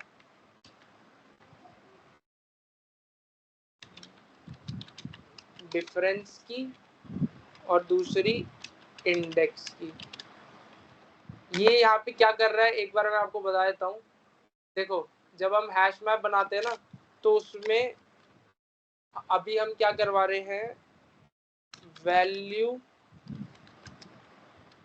इंडेक्स पेयर बनवा रहे हैं। क्या कर रहे हैं, वैल्यू और इंडेक्स पेयर, मतलब की जो होगी वो वैल्यू होगी और उसका इंडेक्स जो होगा वो उसकी वैल्यू होगी। अब हम क्या कर रहे हैं, डिफरेंस करवा रहे हैं टारगेट और वैल्यू का। मतलब जो हमें टारगेट गिवन है, टारगेट हमारे केस में क्या गिवन है इस बारी में, 9 हमारा टारगेट इनपुट में है। तो अगर हम चेक करेंगे 9 - 2 यहाँ से स्टार्ट करेंगे, तो जो कि आता है हमारा 7, क्या वो हैश मैप में है। अगर नहीं है, अभी इस समय देखो हमने 7 को ट्रिवर्स नहीं किया, तो हैश मैप में नहीं मिला होगा, ठीक है। तो फिर हम क्या करेंगे, 2 को ऐड कर देंगे। अब ये तो हो गई कंडीशन इफ ट्रू। अगर ये ट्रू नहीं है तो हम क्या करेंगे, एल्स हम क्या करेंगे, हैश मैप में ऐड कैसे करते हैं वैल्यू, देखो हैश मैप में हम क्या करेंगे, वैल्यू को ऐड करेंगे और उसकी जो वैल्यू है वो होगी इंडेक्स। देखो अब ये इस फॉर्मेट में आ गया, वैल्यू कॉमा इंडेक्स, ठीक है, वैल्यू कोलन इंडेक्स। और आई गेस हमारा कोड यहाँ पे कंप्लीट हो गया है। तो जैसे ही हमने ये करवाया, अब देखो जैसे ही हमने ये प्रिंट करवाया तो हमारा हैश मैप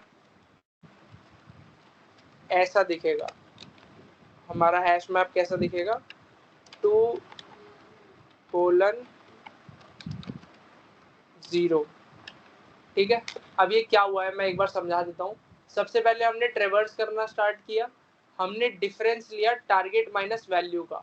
पहली वैल्यू क्या थी, 2 थी, पहली वैल्यू क्या थी, 2 थी। हमने डिफरेंस किया और हमारा डिफरेंस की वैल्यू आई 9 - 2 = 7। क्या 7 हमारे हैश मैप में है? सबसे पहले हमारा हैश मैप खाली होगा, सबसे पहले हमारा हैश मैप यहाँ से देखो खाली है, ठीक है। अगर खाली है तो ये वाली कंडीशन फॉल्स हुई और एल्स कंडीशन पे चला गया। Else hash map value equals to index, value equals to index. जब ये कमांड रन होगी तो ऐसा हो जाएगा, वैल्यू है 2 और उसका इंडेक्स है 0, ठीक है। अब फिर से फॉर लूप में गया, नेक्स्ट इंडेक्स और वैल्यू क्या आएगी हमारी, वो हमें यहाँ से मिल जाएगी 7। तो इस बार क्या होगा, डिफरेंस इज इक्वल्स टू 9 - 7, वो हम डिफरेंस आ गया हमारा 2। फिर हम चेक करेंगे if 2 is in hash map, क्या 2 हैश मैप में है, और हाँ भाई है। तो हम रिटर्न क्या करवाएंगे, रिटर्न हैश मैप की वो वैल्यू रिटर्न करवा दो, वो इंडेक्स रिटर्न करवा दो जो इस डिफरेंस पे है। क्या इतना क्लियर है, डिफरेंस पे है। और साथ में क्या इंडेक्स रिटर्न करवा दो, जो इस वैल्यू का है, जो अब आई है। मतलब 0 तो इसका रिटर्न हो गया हैश मैप से, देखो 0 तो पहली वैल्यू रिटर्न हो गई, और दूसरी वैल्यू 7 का खुद का इंडेक्स, जो कि इस समय इंडेक्स में स्टोर्ड है, यानी कि 1। तो हमारा आंसर क्या आना चाहिए, एक्सपेक्टेड आउटपुट 0,1, ठीक है। अब इसको हम कमेंट आउट कर देते हैं और हम इसको सबसे पहले रन करते हैं। रन मतलब थोड़े टेस्ट केसेस पे रन करके देखते हैं। Okay, system if difference is in नहीं है, इन है सिर्फ, सॉरी। और अच्छा वो ये एरर आया, अब हमें पता चल जाएगा कैसे डीबग भी करते हैं। Run time error, difference, okay, spelling mistake, Ctrl+C, Ctrl+V, ठीक है। अब रन करते हैं, और ऐसा अगर आपके साथ भी होता है ना तो ये बहुत अच्छी चीज है। आप डीबग करना यहाँ पे, ओके यहाँ पे भी सेम डिफरेंसेस की स्पेलिंग मिस्टेक, Ctrl+V, और इसीलिए हम डायरेक्ट सबमिट नहीं करते, हम पहले बार बार टेस्ट केसेस को रन करते हैं, ठीक है। देखो अब हमारा क्या हो गया, accepted, test case 1 accepted, test case 2 accepted. अब हम क्या कर सकते हैं, इसको सबमिट। जितने भी एरर्स है उनको ढूंढने के बाद हमेशा सबमिट करना चाहिए। अब जब हम सबमिट करेंगे तो ये पता नहीं कितने हंड्रेड्स ऑफ टेस्ट केसेस पे रन करता है, और अगर हमारा एक्सेप्ट हो जाता है तो यहाँ पे टिक 1 आ जाएगा एक।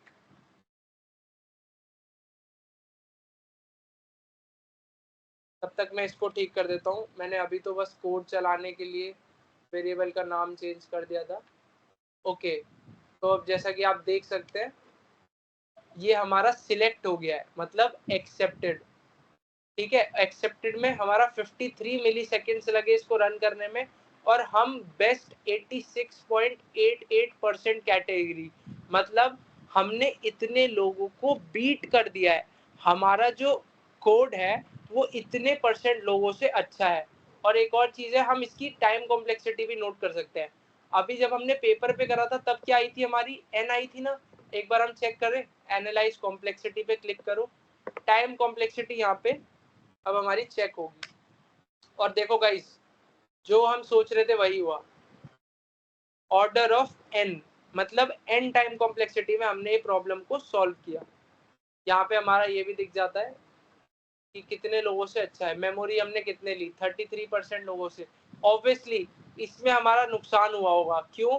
क्योंकि हमने एक पूरा का पूरा हैश मैप बनाया और हैश मैप n वैल्यू लेता है। क्या लेता है? n वैल्यू लेता है। आई गेस इतना क्लियर है? क्या इतना क्लियर है?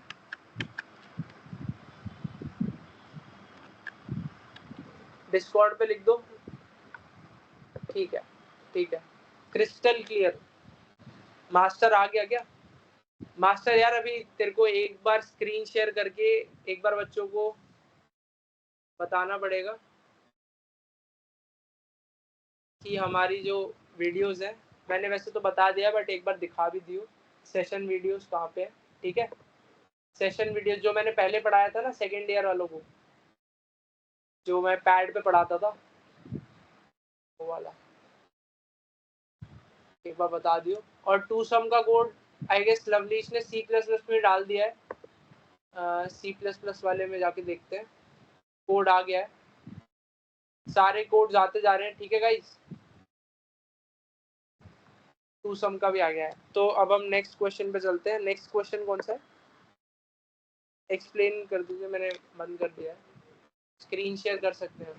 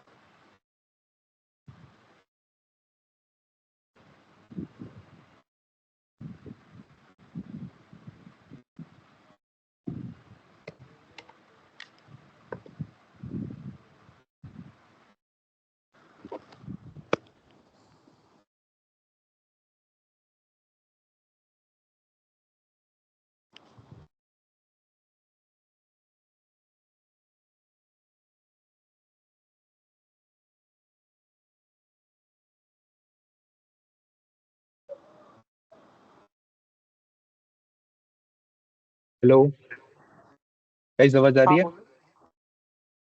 हाँ हाँ हाँ, आ रही है, आ रही है। हाँ, तो मैं स्क्रीन शेयर करके दिखाता हूँ, ठीक है, कहाँ पे हमारे सेशंस वगैरह सारे। हाँ हाँ हाँ हाँ, उसी के लिए तो रुका था, मैंने तो सोचा कि तू ही दिखा रहा है अभी तो। ओके ओके, दिखाता हूँ बस।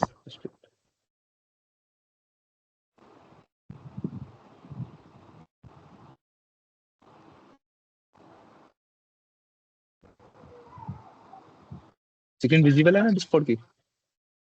हाँ हाँ विजिबल है। हाँ हाँ। तो देखो, हमारे पहले तुम यहाँ पे जाओगे पाठशाला के अंदर, ठीक है। इसके अंदर हमारे सेशन है जो और फ्यूचर में होने वाले हैं, और जो हमने पहले सेशन किए थे। आपको जाना है स्टडी मटेरियल के अंदर एंड देन सेशन वीडियोस। जैसे स्क्रॉल करोगे, हमारे ऑलरेडी वो रिकॉर्डेड वीडियोस अवेलेबल हैं, सेशन वीडियो 1, 2, 3, 4 जो भी थे। और इनके अगर नोट्स चाहिए तो नोट्स वाले सेक्शन में जाके उनके रिगार्डिंग नोट्स भी अपलोडेड कर दिए हैं सारे। और जो वीडियोस हैं उनको हम यूट्यूब पे डाल ही रहे हैं, जैसे कि पहले हमने आपको बता दिया था। सेशन वीडियोस यहाँ पे है स्टडी मटेरियल में, देन सेशन वीडियोस। अगर एक्सेस नहीं हो तो किसी किसी को कोई प्रॉब्लम हो तो एक बार बता दो मुझे, कंफर्म कर दो मुझे, समझ आ गया तो एक बार बस।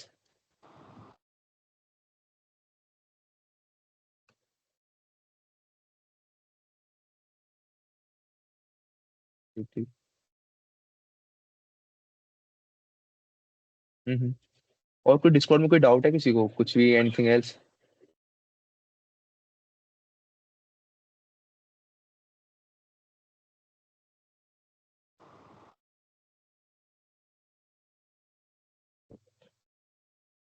ये लेवल्स उसके लिए हैं जिससे हम पता लगा सके कि कौन बंदा सबसे ज्यादा एक्टिव है यहाँ पे। और जो ज्यादा एक्टिव रहेगा मे बी उसको इन फ्यूचर हम अपनी प्रोजेक्ट टीम के अंदर ले लें। और बहुत सारे पार्ट्स हैं, बस हम देखना चाहेंगे कौन ज्यादा एक्टिव है, कौन डेली क्लासेस ले रहा है। जिसके ज्यादा लेवल्स रहेंगे, लेवल्स हमने ऑलरेडी सेट कर दिए हैं। और तुम अपने चेक करने के लिए अपना यहाँ पे जाना लीडर बोर्ड के अंदर, बॉट्स वाले सेक्शन के अंदर। ये रहा, यहाँ पे अपना रैंक लिख के देखना, ठीक है। यहाँ से देन देखो, मेरा भी दिखा रहा है XP388 लेवल 25। मैं मॉड हूँ तो मैं भाई पावर से मेरे पास कर सकता हूँ, आपके में कम दिखाई शायद। मे लेवल चेंज के अंदर टोटल हमने ऐड करें 15 लेवल, जो जिसके ज्यादा रहेंगे हमें पता चल जाएगा। हाँ लेवल सबके निकलेंगे लवनीश। अब वो ये करते रहो, लेवल आ जाएंगे अपने पास। अब देखो जनरल के अंदर ये था कि आपको मे बी 10 मैचेस करने थे, जिन बंदों ने करे हैं हैज रीच लेवल 1 2, लेवल 1 के अंदर है। हाँ 2 पे देखो ये क्लॉस 7 S5 ये पहुंच चुका है बंदा। लवनीश भी हमारा लेवल 2 पे है। हाँ देखो लेवल 2 पे है। और कोई डाउट?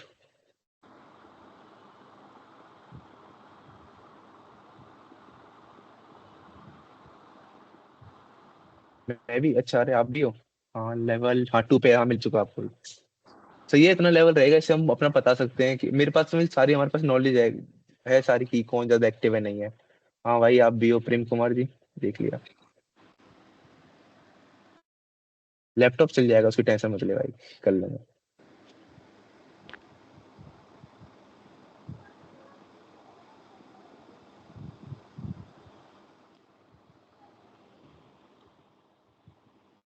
नहीं ये अलग है भाई, अलग ही ब्रांड है, Xiaomi Ultra है मेरे पास।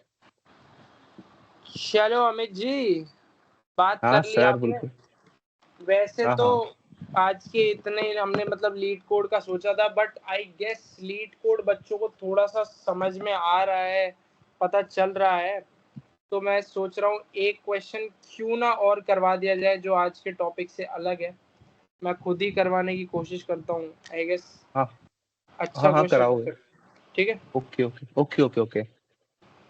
और कोई डाउट हो तो मेरे को यार बता देना, जनरल में टैग कर दो मेरे को, बस मैं देख लूंगा बाद में भी। अभी भैया और से क्या, पढ़ लेता अगर हूँ। कोई तुम्हें डिस्कॉर्ड के बारे में कुछ भी जानना है, अमित एक बार मैसेज कर दे कोई, जिससे सबको तेरी आईडीज मिल जाए। मास्टर देख लो, माई मास्टर देख रहे भाई हो? मास्टर देखो, हाँ देखो मैं टैग कर रहा हूँ अपने आप को, मैं ये हूँ, मैं कर मास्टर दिया अमित करो है भाई। भाई। ठीक है। इसको जो भी पूछना है डिस्कॉर्ड के बारे में, डिस्कॉर्ड में क्या क्या है। और गाइज जस्ट थोड़ा सा वेट और करो, हमारी खुद की वेबसाइट भी बन रही है and we are working on it, और हम उसको लॉन्च करते हैं जल्द से जल्द। तब तक के लिए भाई अभी मैं ओवरटेक करता हूँ and okay okay. I guess अब मेरी स्क्रीन विजिबल है सबको। हाँ हाँ ये विजिबल है, ठीक है। चलो पढ़ाओ। आ जाओ। मैं भी एक क्वेश्चन डिस्कस कर ही रहा था। देखो भाई, कुछ ऐसे बंदे होंगे, अब मैं अपना बताता हूँ। मैंने जब कॉलेज ज्वाइन किया था तो मेरे को तो भाई देखो खुद से थोड़ा सा फीस जुगाड़ना पड़ता है थोड़ा, तो मैं तो भाई ट्रेडिंग से जुगाड़ता हूँ। ठीक है, stocks trading.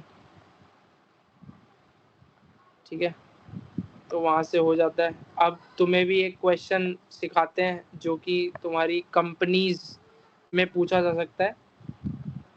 Best time to buy and sell stock. देखो भाई, इसको मार्केट में मत लेके चले जाना कभी, एल्गो ट्रेडिंग में लगा दो ये और लंका लग जाए पैसों की, तो उसके लिए नहीं है, बट तुम्हारी लॉजिक बिल्डिंग के लिए है। ठीक है, लीड कोड का ही क्वेश्चन है, सॉल्व करते हैं। लीड कोड पे सिंपल सा दे रखा होगा तुम्हें, इनपुट में एक एरे दे रखी होगी। ठीक है, और उस एरे में तुम्हें कुछ कुछ वैल्यूज दे रखी होंगी। अब वो वैल्यूज क्या बताएंगी वो मैं एक बार लिख देता हूँ। डे 1 पे कोई स्टॉक की कितनी वैल्यू थी, मान लो 7। मैं लीड कोड से उठा लूँ क्या, टेस्ट केस। ओके, 7 1 5 3 6 4। ठीक है, तो ये डे 1 पे वैल्यू है किसी स्टॉक की, ये डे 2 पे वैल्यू है, ये डे 3 पे, 4 पे, 5 पे और 6 पे। ठीक है, 6 दिनों की ये अलग अलग वैल्यू दे रखी है एक पर्टिकुलर स्टॉक की। ठीक है, अब हमें क्या करना है, हमें मैक्सिमम प्रॉफिट करना है।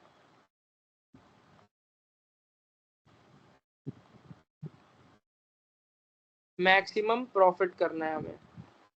ठीक है, मैक्सिमम प्रॉफिट कब होगा, जब आप सबसे सस्ते रेट पे खरीदोगे और सबसे ज्यादा रेट पे सेल करोगे।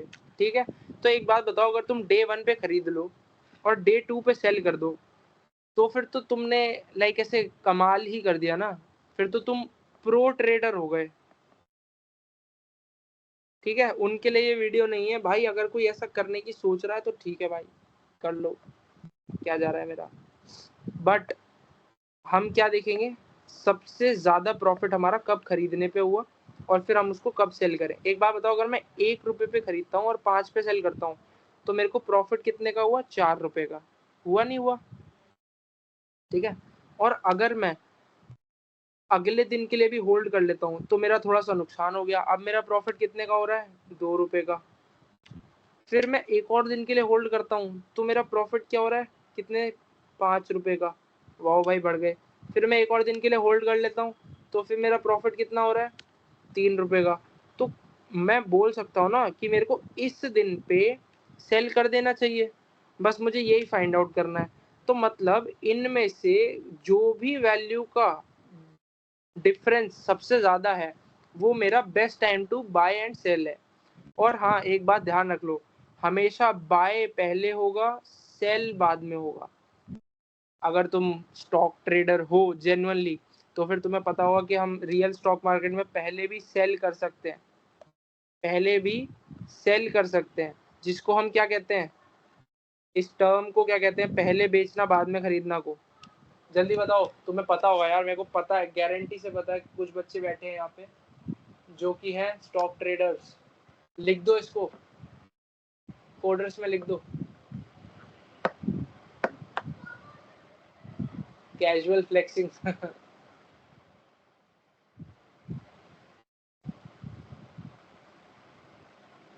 बताओ बताओ, किसी को नहीं पता? पहले सेल करके बाद में बाय करने को क्या कहते हैं? इसको कहते हैं हम शॉर्ट करना, मतलब किसी एक स्टॉक पे शॉर्ट हो जाना। ठीक है, बट छोड़ो, ये अभी काम का नहीं है, अभी हम प्रोग्रामिंग की बात करते हैं। तो हमें क्या दे रखा है, 71536 4। ठीक है, ये हमें एरे गिवन है। अब हमें क्या पता लगाना है, अब हमें एक एल्गोरिदम लिखना है। देखो, मेरा सिंपल सा काम रहेगा, मैं एक एल्गोरिदम अगर लिखने की कोशिश करूँ तो मैं इसमें पॉइंटर्स बना देता हूँ। एक ये पॉइंटर बना देता हूँ लेफ्ट, एक ये पॉइंटर बना देता हूँ राइट। ठीक है, लेफ्ट और राइट क्या डिनोट कर रहा है, या फिर मैं इसको सीधे लिख ही देता हूँ ना, ये मैं बना देता हूँ। अरे भाई, मजाक क्यों कर रहा है भाई? बाय, अरे बाय और सेल, ये दो बना देता हूँ। ठीक है, बाय और सेल, ये मैंने बना दिए पॉइंटर्स। पहले हमेशा बाय होगा, बाद में हमेशा सेल होगा।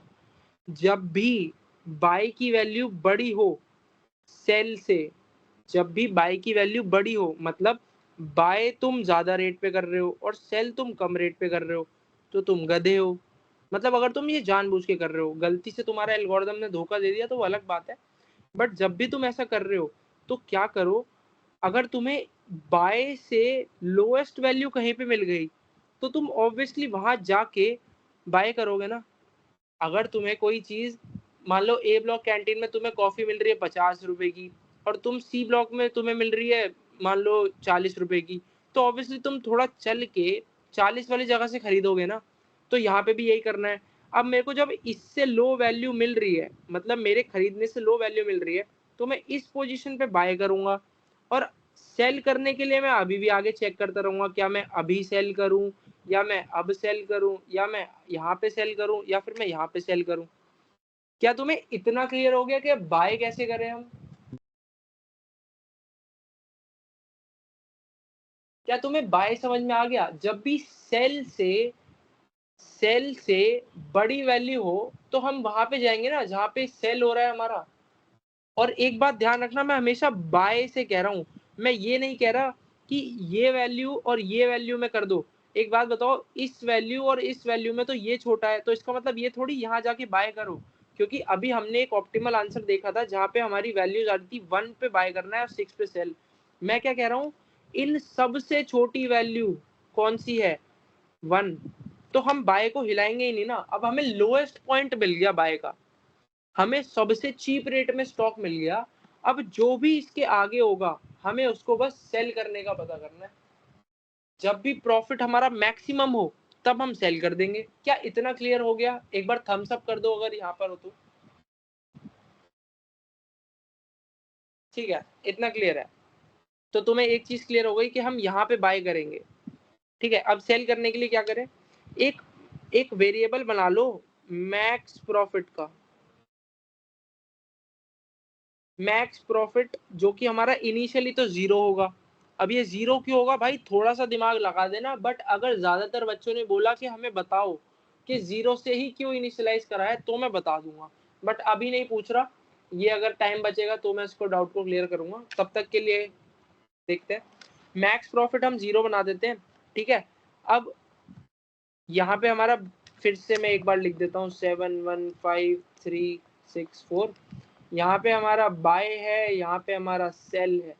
हम एक कंडीशन, हम तब तक ये लूप चलाएंगे जब तक सेल हमारा लास्ट वाले एलिमेंट पे ना आ जाए, क्योंकि अगर हम लास्ट वाले एलिमेंट तक चेक कर चुके हैं कि कब सेल करना है, तो ऑब्वियसली हम पूरी लिस्ट को चेक कर चुके हैं ना, कि हमने, मान लो सेल एक एक करके आगे बढ़ेगा, जब हम यहाँ पे पहुंच जाएंगे तो मतलब इसके आगे तो दिन ही नहीं है ना, तो हम चेक ही नहीं कर पाएंगे। अगर हमारा सेल यहाँ पे पहुंच गया, इसका मतलब हम पूरी लिस्ट में घूम लिए। तो हमारा लूप, इस बार हम फॉर लूप की जगह कोई और लूप यूज करते हैं, जैसे कि व्हाइल, ठीक है, ताकि तुम्हें वाइडर वैरायटी से खेलने का मौका मिले।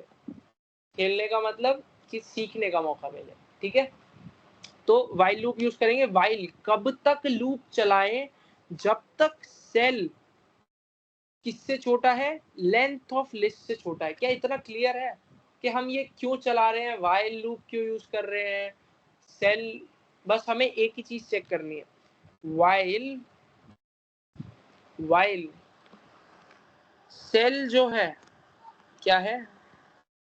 गाइस लिख रहे हो ना तुम, ऐसा तो नहीं है कि तुम नहीं लिख रहे। जब तक सेल जो है वो लेस देन है लेंथ ऑफ, किससे, बताओ हमें क्या गिवन है लिस्ट में। मैं एक बार लीड कोड खोल लेता हूँ। Okay, prices, length of prices, मतलब इस वाली लिस्ट से इसकी लेंथ जो है उससे जब तक छोटा है तब तक व्हाइल लूप चलता रहना चाहिए। अब व्हाइल लूप करेगा क्या, देखो हमने कुछ चीजें पढ़ी हैं। इफ, हमने क्या क्या पढ़ा, हमने एक चीज पढ़ी कि जब भी बाय की वैल्यू बड़ी होगी और सेल की छोटी होगी तो हमें इसको आगे शिफ्ट करना है। चलो इसको इम्प्लीमेंट करते हैं। प्राइसेस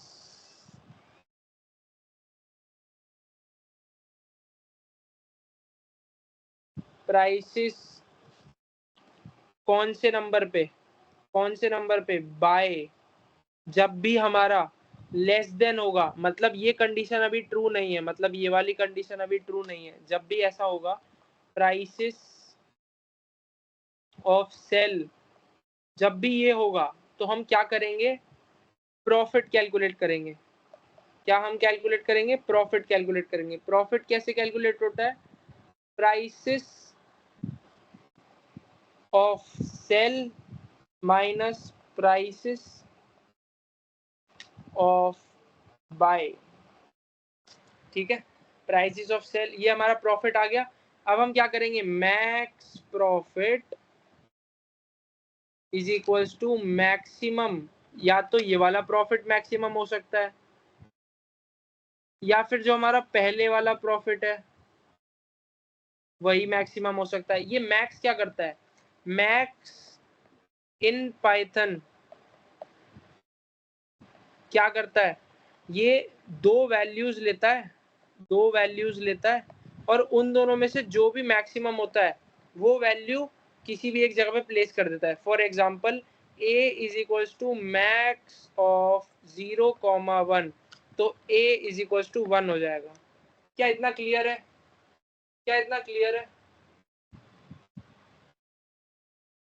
ठीक है।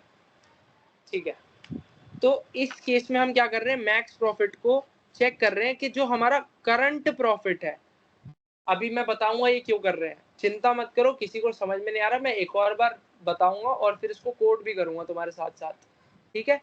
ये जो करंट प्रॉफिट है, क्या वो मैक्सिमम प्रॉफिट से कम है या ज्यादा है, ये क्यों कर रहे हैं हम, अब ये हम यह समझेंगे यहाँ पे। गाइस तुम्हें पता है ना, हमने बाय की जगह ढूंढ ली है, अब हमें सेल की जगह ढूंढनी है। अब हम सेल की जगह कैसे ढूंढेंगे, मैक्स प्रॉफिट को अपडेट करते करते, मैक्स प्रॉफिट को अपडेट करते करते क्या करेंगे हम, सबसे पहले हम 5 - 1 करेंगे तो 4 आ गया। इस समय मैक्स प्रॉफिट की वैल्यू 0 है, कंपेयर करेंगे 0,4 में, तो मैक्स प्रॉफिट की वैल्यू क्या हो गई, 4 हो गई, 0 को काट देंगे। अब इस समय मैक्स प्रॉफिट की वैल्यू 4 हो गई, ठीक है। अगली वैल्यू पे गए, 3 पे खरीदा, 3 पे सेल किया, 1 पे खरीदा था, 3 पे सेल किया, 1 पे खरीदा था, 2 रुपए का प्रॉफिट। इन दोनों में से क्या, ये हमारा करंट प्रॉफिट है, ये हमारा करंट प्रॉफिट है, ये हमारा मैक्सिमम प्रॉफिट है।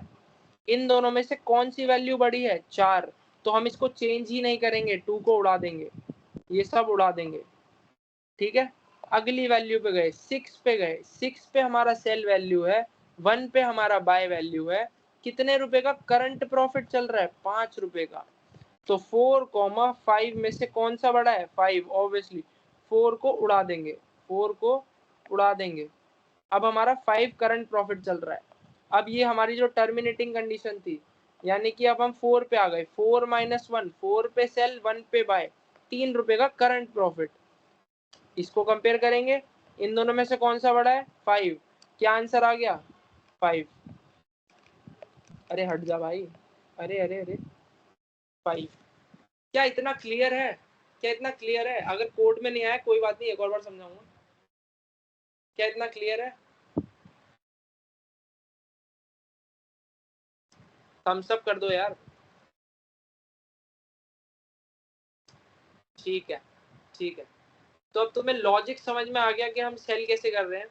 अगर हमें कोई छोटी वैल्यू मिल जाए तो हम उस पर बाय करेंगे, बट अगर उससे छोटी वैल्यू हमें कभी मिले ही ना, तो हम बेस्ट पोजीशन ढूंढेंगे सेल करने की, ठीक है। नो प्रॉफिट नो लॉस के केस में। अच्छा ठीक, चलो तो अब हम करेंगे, ये समझ में आ गया। अगर ये कंडीशन है और अगर ये नहीं है, एल्स अगर ये कंडीशन नहीं है तो हम क्या करेंगे, मैंने अभी बताया था, एल को हम शिफ्ट कर देंगे आर की जगह पे। अब ये कंडीशन तुम्हें शायद, एल को आर की जगह पे मतलब करने का क्या मतलब है,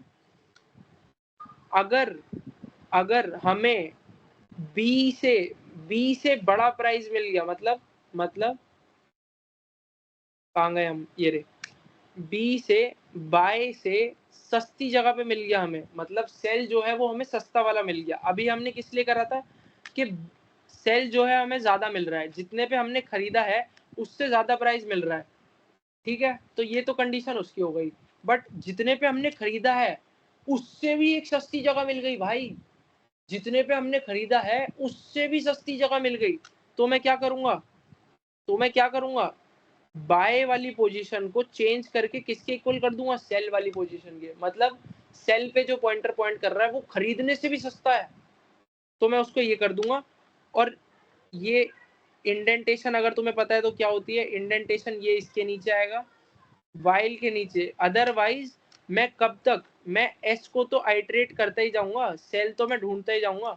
तो सेल तो मेरा हमेशा वाइल लूप, मतलब इफ एल्स कंडीशन के बाहर एस प्लस इक्वल टू 1, मतलब सेल तो बढ़ता ही जाएगा ना एक एक करके। और मैं लास्ट में क्या रिटर्न करवा दूंगा, रिटर्न मैक्स प्रॉफिट।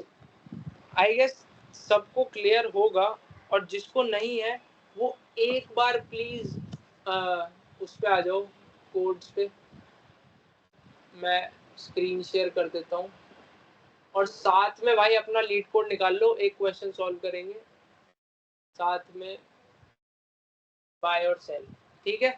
देखो गाइस, आई गेस मेरी स्क्रीन विजिबल है, और विजिबल है तो फिर हम स्टार्ट करते हैं कोड करना। You are given an array prices where price I is the price of a given stock on ith day, जो हमने पढ़ा था सेम वही हो गया, ठीक है। हमें मैक्सिमाइज करना है और return the maximum profit you can achieve from this transaction. If you cannot achieve any profit, return 0, ठीक है। और इसीलिए हमने, देखो इसने क्या कहा है, अगर तुम्हारा प्रॉफिट ना हो तो क्या कर दो, रिटर्न 0। तो हम क्या करेंगे, मैक्स प्रॉफिट इक्वल टू 0 और रिटर्न मैक्स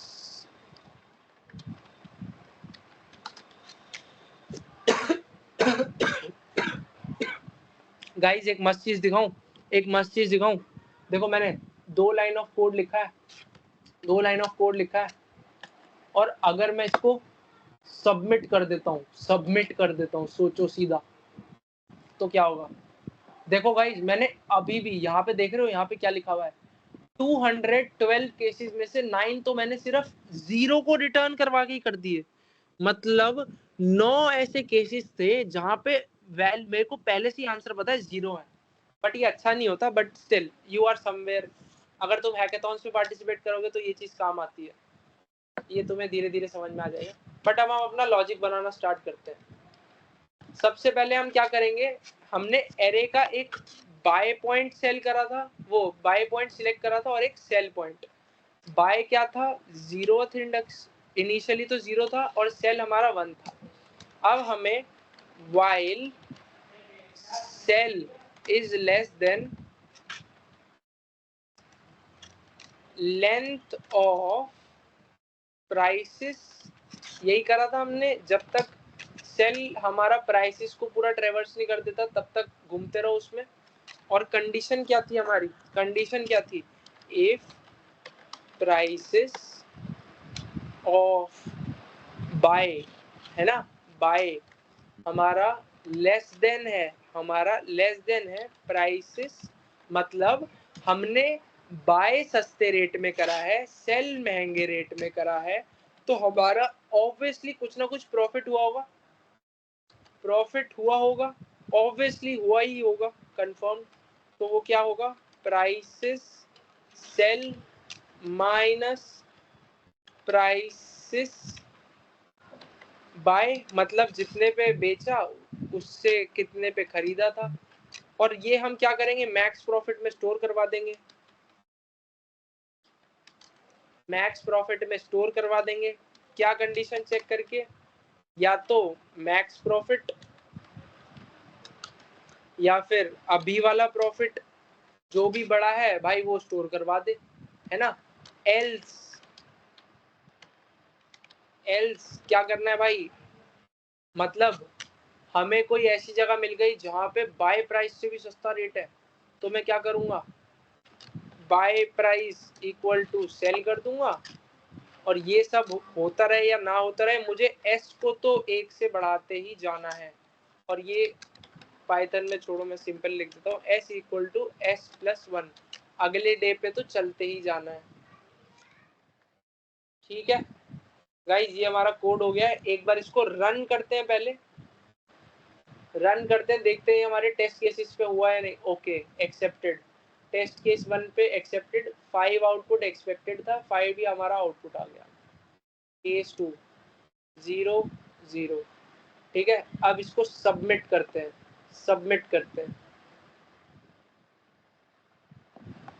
ठीक है, और ये हमारा एक्सेप्टेड लिखा आ गया। हम 19% लोगों को बीट कर रहे हैं। और अगर हम इसकी टाइम कॉम्प्लेक्सिटी निकालें, ओके फ्री वाला वर्जन खत्म हो गया, बट मैं ऐसे ही बता देता हूँ, हम बस एक ही बार पूरी लिस्ट को ट्रेवर्स कर रहे हैं जब तक एस खत्म नहीं हो रहा। एस 1 से स्टार्ट हो रहा है और एन तक जा रहा है। ठीक है, तो इसकी टाइम कॉम्प्लेक्सिटी हुई, मैं लिख भी देता हूँ,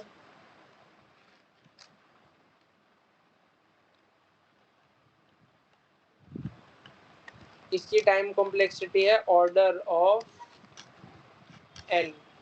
ठीक है, ये वाइल लूप की, आई गेस क्लियर है। और एक बार आई गेस तुम फोटो वोटो ले रहे होगे, एक बार ले लो फोटोज, मैं इसको दिखा भी देता हूँ, इसको हटा देते हैं। एक बार फोटो लेनी है, फोटो ले लो। ये हमारा एक्सेप्ट हो चुका है, और अब मैं स्टॉप कर रहा हूँ शेयरिंग, और अब मैं डिस्कॉर्ड पे आ जाता हूँ। डिस्कॉर्ड पे बताओ भाई 1 लिख दो, 1 लिख दो अगर थोड़ा सा समझ में आया। आई गेस तुम लीड कोड से थोड़ा रिलेट कर पा रहे हो, लीड कोड को समझ पा रहे हो कि हमें कैसे क्वेश्चन दिए होते हैं, हमें कैसे आंसर फंक्शन के अंदर लिखना होता है, और सॉल्यूशन को प्रिंट करवाने की जगह रिटर्न करवाना पड़ता है। देखा था हमने कैसे रिटर्न करवाया था। तो आई गेस अगर तुम्हें ये क्लियर है तो तुम्हें एरेज के बारे में आज बहुत कुछ जानने को मिला होगा कि एरेज कैसे कॉन्टिन्यूस, आज तुमने मेमोरी के बारे में पढ़ा, एरेज के बारे में पढ़ा, लीड कोड पढ़ा, सूडो कोड पढ़ा, एल्गोरिदम पढ़ा। थोड़ा थोड़ा समझने की कोशिश करो। आई नो कि थोड़ा नए हो इस चीज के साथ, बट यार बचपन से किसी को थोड़ी आती है। और आज हमारा टाइम भी देखो 8:30 एग्जैक्टली, और हमने सारे क्वेश्चंस भी सॉल्व करे, 2 होमवर्क भी दिए। ठीक है लवनीश, एक बार रिकॉर्डिंग बंद कर दियो यहाँ से।